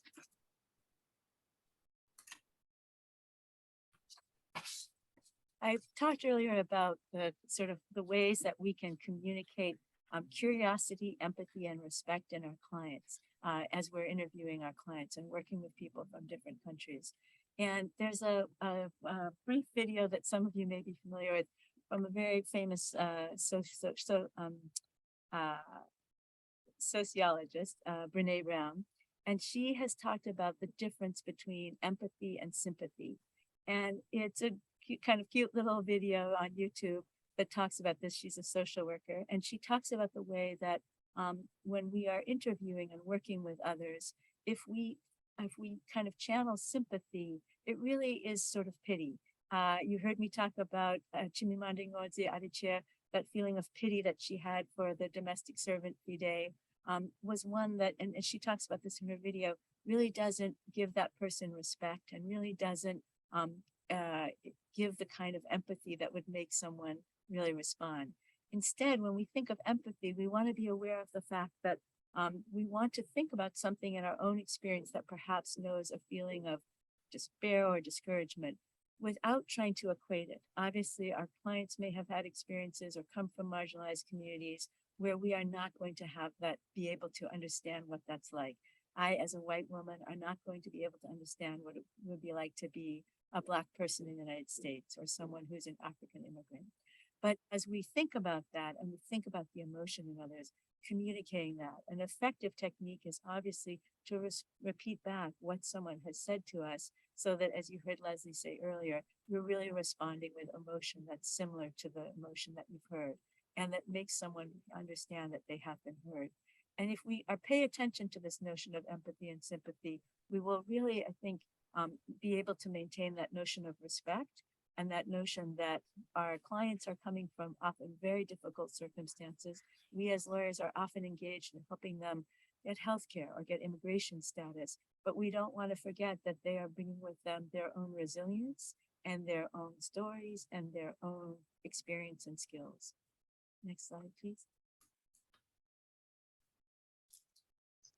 And for some culturally competent client interview, Jill has already touched on some of these, but we need to develop rapport with the client, showing empathy, curiosity, and respect, and reflect the client's emotions. She addressed that already as well.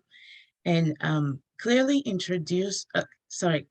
clearly explain your role to the client when you're interviewing them.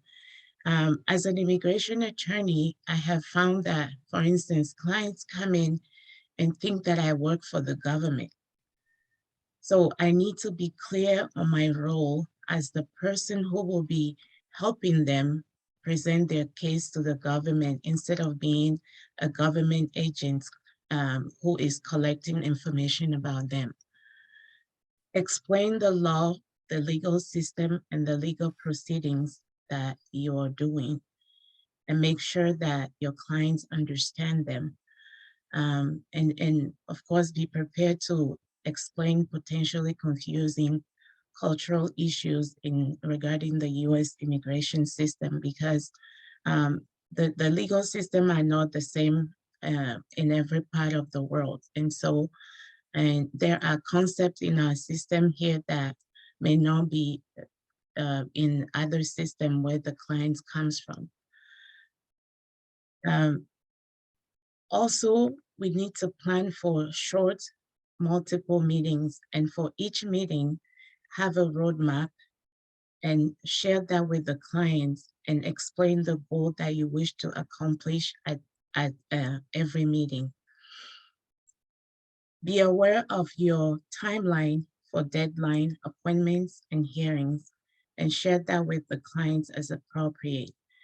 I have found that sometimes, for example, clients may not understand the idea of deadlines and the fact that you have to submit documents by certain dates prior to a hearing date.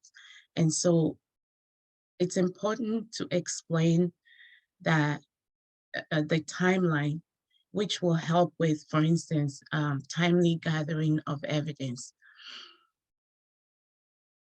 And also ensure that you understand, the client understand you and that you also understand them.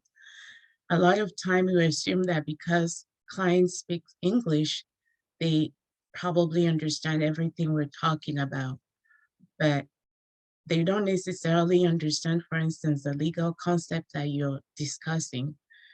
And we need to remind them that it's okay to ask questions. And also the use of interpreter it's important if we think that it will help client understand better what we're talking about. Next slide, please.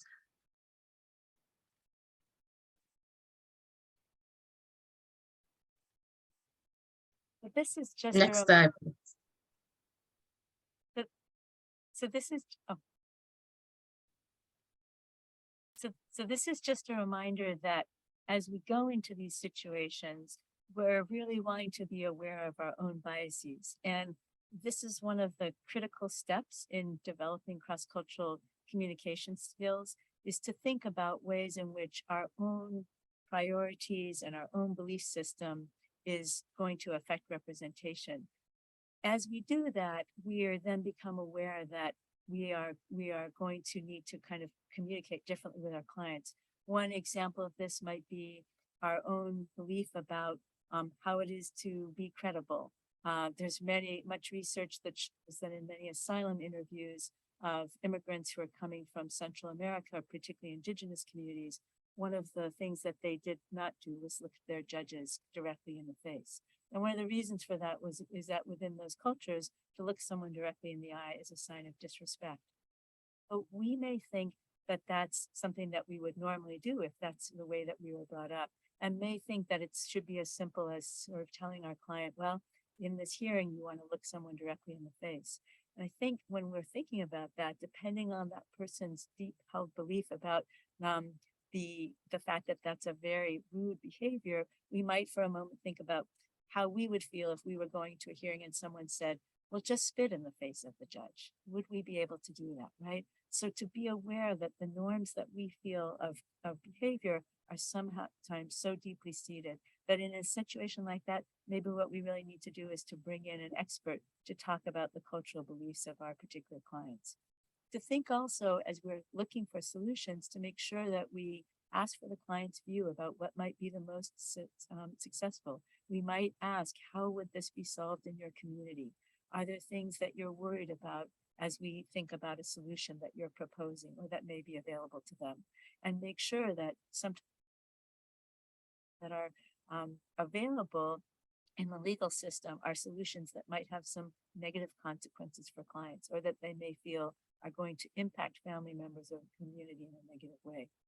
To think about techniques to kind of help identify red flags, if there's been a cross-cultural communication, there are a number of things that we can do. One of the things is just to normalize that each group has its own assumptions and that all of us have made misassumptions. So thinking about ways of saying, you know, I used to think X or Y, or I used to believe this, and that's because I didn't know about the degree of complexity of a particular culture or a particular group. And so that people can say, oh, this might be something that they also hold.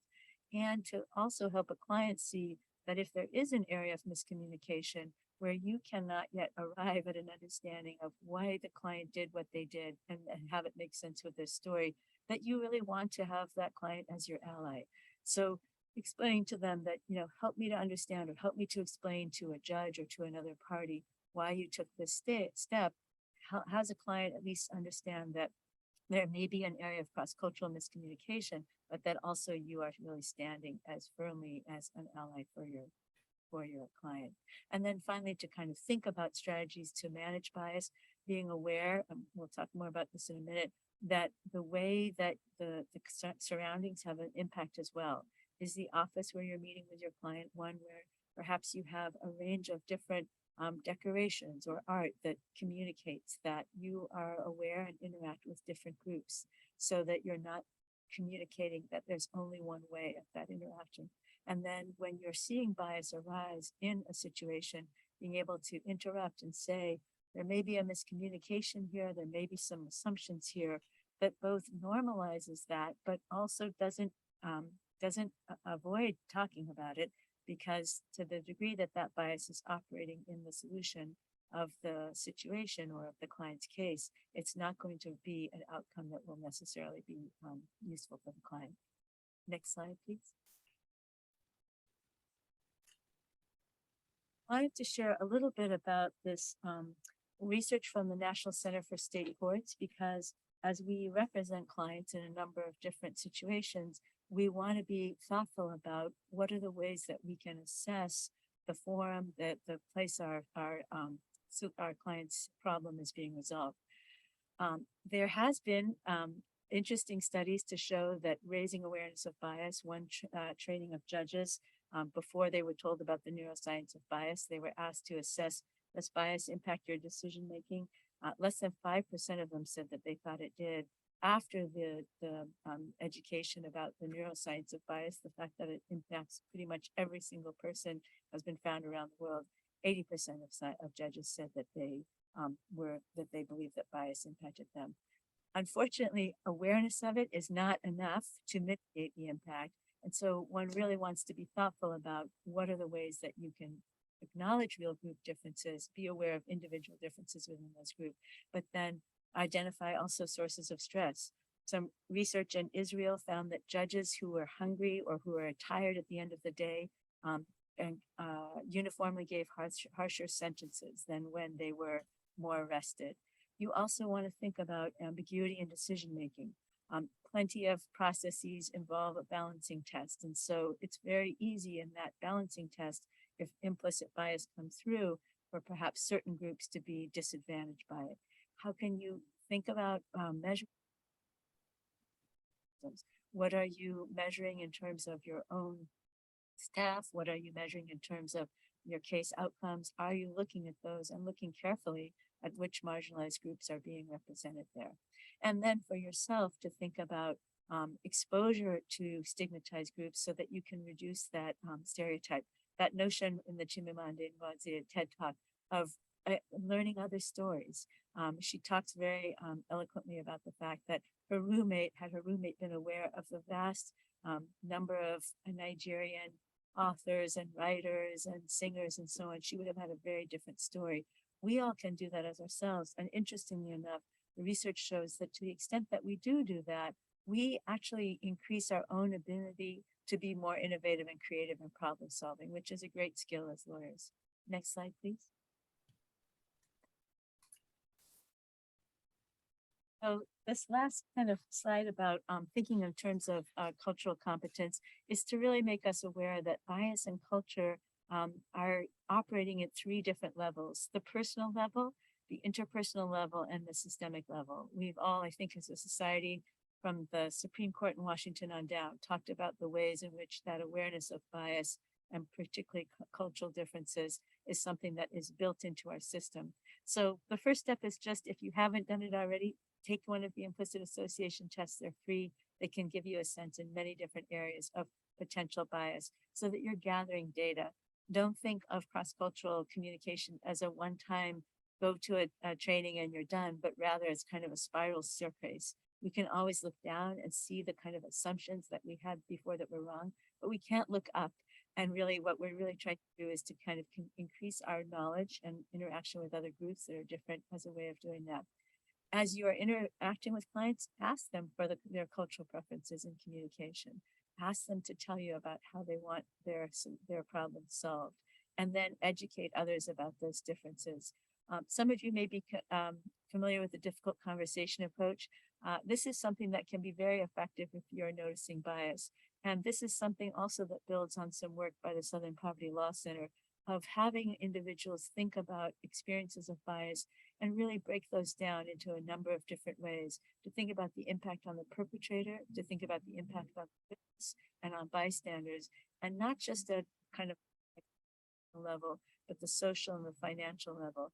And if we think about that, we will realize that although we often don't respond, to the degree that we don't respond, we really are disadvantaging our legal system for all of us, because people who do not feel that they have access to that system or access to attorneys really means we're not gaining the benefit of that participation. And then think about providing those experiences for ourselves.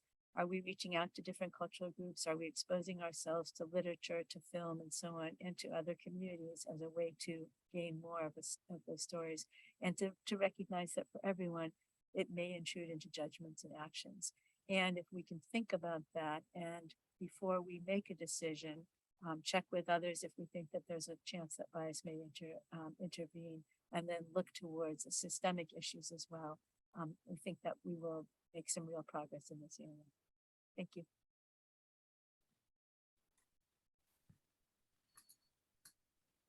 Next slide.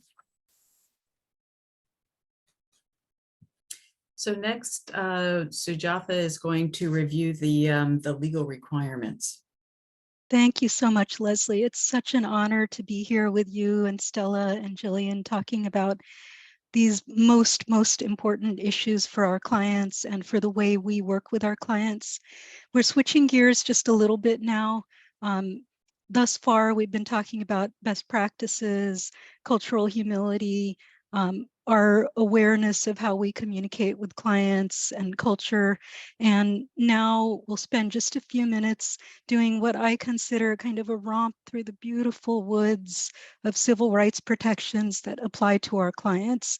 You've heard already earlier today from the folks on the earlier panel about some of the civil rights protections. You'll be hearing later as well. So I'm kind of thinking of that as climbing in the trees and getting into a more detail. But right now, we're going to just go through a quick summary of civil rights laws at the state level and the federal level that we need to have some knowledge about, because they are the floor of the protections that apply to our clients. What we want to comply with and what we actually have a legal responsibility to comply with, and some of us are helping to enforce. So what are civil rights laws? A little definition from Department of Health and Human Services, which is responsible for a lot of healthcare programs that we work on.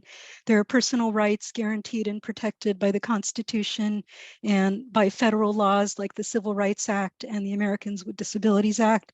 ACLU has an even shorter one.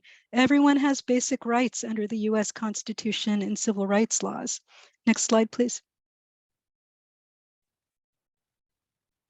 Let's start with a few federal civil rights protections, and the two here are about protection for people with disabilities. I want to just mention for the handouts today, we've provided just a little bit of information, and I have more details that I can definitely give to those who are here from legal services programs. I have some charting that might be really helpful in advocacy, so please feel free to reach out to me. Americans with Disabilities Act, I'll talk about two titles. One is Title II, which covers public entities like state and local government, prohibits exclusion from participation, denial of services, discrimination, and requires reasonable modification of programs. And one important piece of that in the context of healthcare advocacy is the Olmstead Community Integration Mandate. Many of us have done a lot of advocacy to protect our clients' right to be served in the most integrated setting that's appropriate to meet their needs, and the parameters set out by the US Supreme Court in Olmstead about 20 years ago. Another title of the ADA is Title III. Provides similar protections against discrimination, but Title III applies to places of public accommodation like us. So legal services programs, healthcare providers, nonprofits, for-profits that serve our clients. Another key civil rights protection at the federal level for people with disabilities, the Rehabilitation Act. This was passed in the 1970s, provides similar protections, and it applies to recipients of federal financial participation as well as federal agencies. Next slide, please. couple more federal civil rights laws. The Civil Rights Act, this passed in the 1960s. It was part of those heady days of really active engagement on civil rights and prohibits discrimination based on race, color, religion, sex, and national origin. And I want to talk a little bit more also about the Affordable Care Act. Section 1557 is civil rights protection in the Affordable Care Act, which of course all of us know is much more recent. And it's more all-encompassing for healthcare programs and activities. It covers more types of discrimination. So for example, race, color, national origin, sex, age, or disability. And sorry for the little typo in disability. Several of us, NoHLA, Northwest Justice Project, and I'm sure others who are in our virtual room together are really familiar with these protections because we've been helping to enforce them, and because very recently, just a couple of weeks ago, the federal government issued proposed rulemaking that increased the protections. There's been kind of a roller coaster around Section 1557 as administrations have changed. And so many of us commented on that rulemaking, and hopefully lots of really good things to come. Next slide, please. Okay, so transitioning to state protections for civil rights, the Washington Law Against Discrimination is one of the most important ones. Probably everyone is familiar with the fact that the federal government establishes floors of protection around civil rights, and states are not allowed to reduce those protections, but states can provide additional protection. And that's the Washington Law Against Discrimination is an example of additional protections that the state of Washington has provided. It prohibits discrimination based on race, creed, color, national origin, citizenship, immigration status, families with children, sex, marital status, sexual orientation. So that's specifically mentioned here. Age, honorably discharged veteran or military status, sensory, mental, or physical disability, or use of a trained dog, guide dog, or service animal. So really wide protections under the Washington Law Against Discrimination, and good ways, both through litigation and through civil rights claims, to enforce and protect clients' rights. I want to highlight this RCW that's cited here. Many of us have been working for, especially the last few years, to protect clients who need gender affirming treatment, including medical treatment. And this law protects our clients' access to gender affirming treatment. Next slide, please.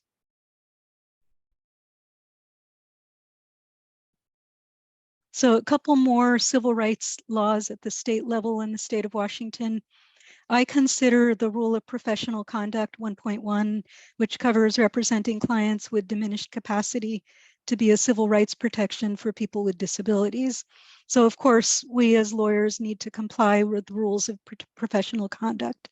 And this particular rule, so just in sum as a refresher, requires that attorneys need to abide by clients' decisions about objectives and representation and preserve confidentiality. And that's true for clients with diminished capacity as well. But at times a lawyer might need to involve a third party rather than substituting our own decision making due to a client's diminished capacity. And another highlight is Department of Social and Health Services and Healthcare Authority. You've heard from folks earlier today from those agencies, and they have their own rulemaking consistent with the federal protections and the state protections around how they provide accommodations to people with disabilities. So providing equal access procedures and assistance with hearings and protected payees when that's needed. And finally, so quick romp through something that really delights all of us, the protections for limited English proficient clients. You've heard a bit from Jill and Stella earlier today about these protections. There were some questions in an earlier panel.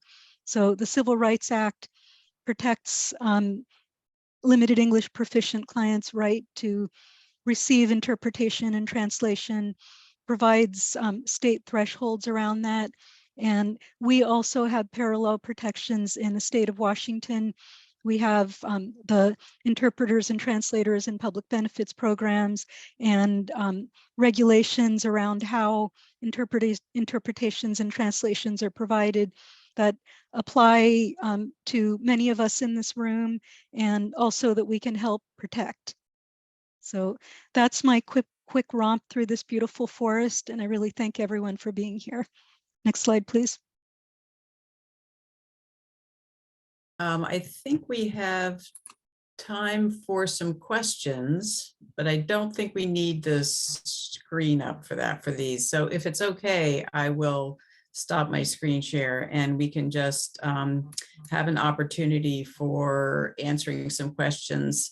First, though, I'd like to find out if there is a primary takeaway that any of you have for the attendees today. If you came away from this with, you know, what would you say is the most important thing? Stella?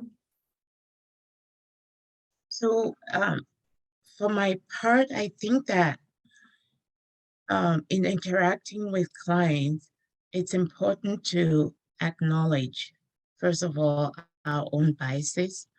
And generally, for somebody like me, and I'm sure some other attorneys who are not maybe originally from the United States, we assume that we understand clients, where they're coming from, because of some similarity of culture.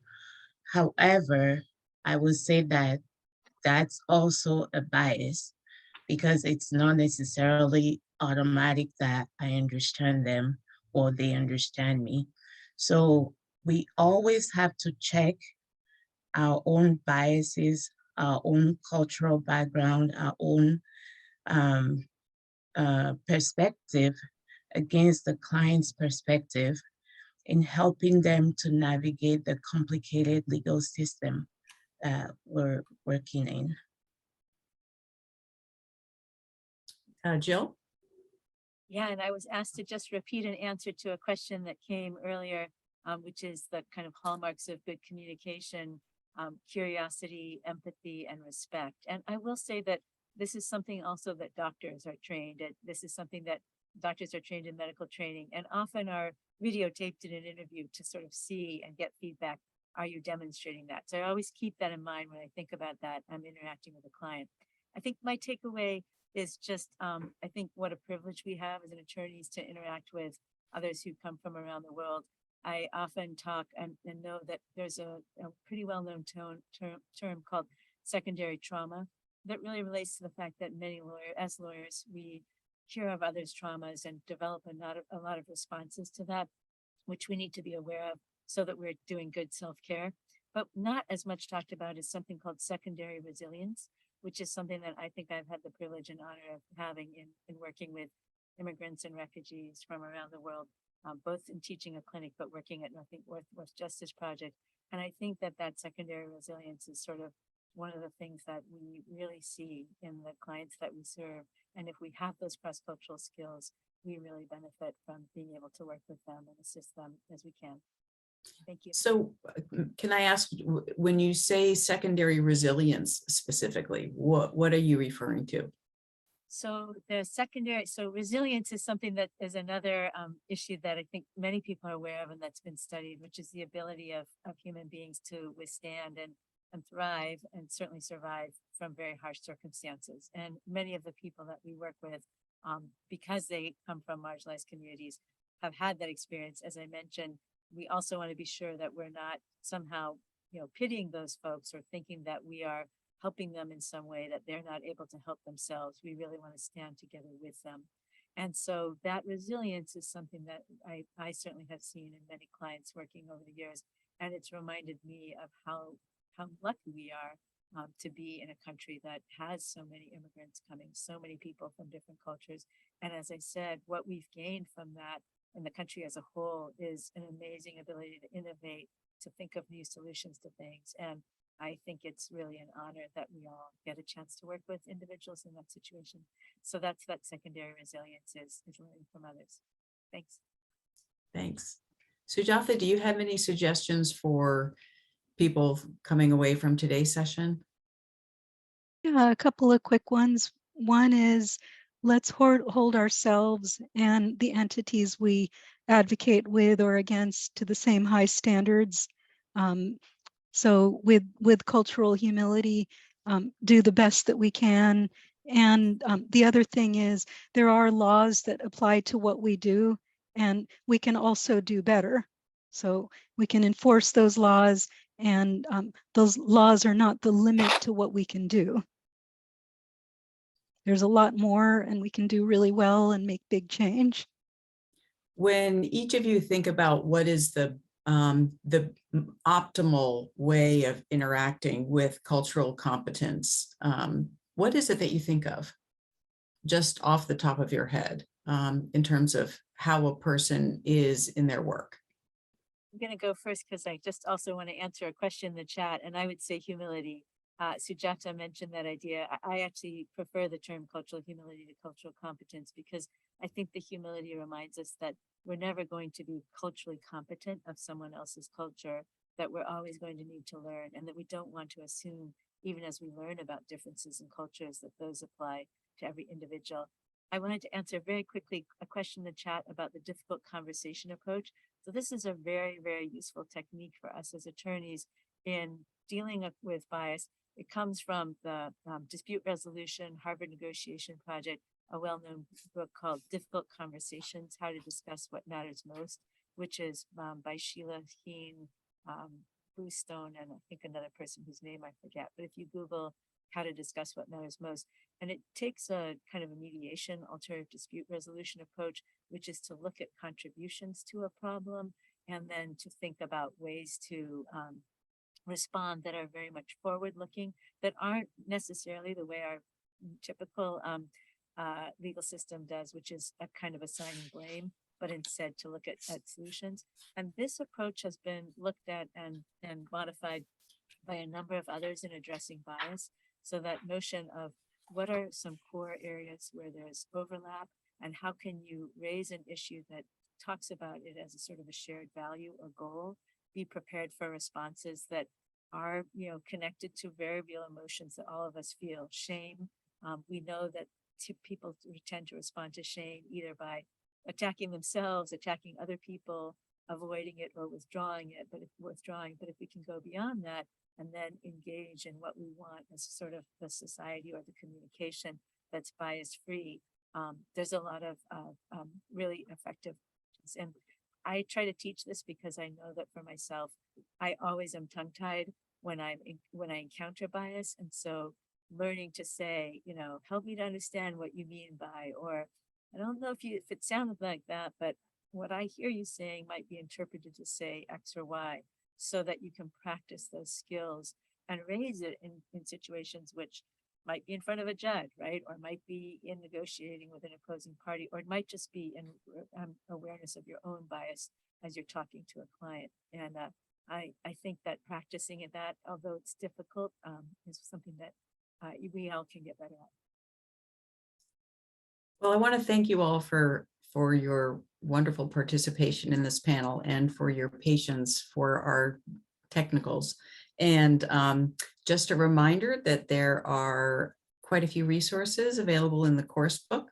We will have a 30-minute break now, and we will be reconvening at 1:15 for our keynote presentations, looking at Dobbs and its effects beyond overturning Roe v. Wade. Thank you all. Thank you. Thank you so much.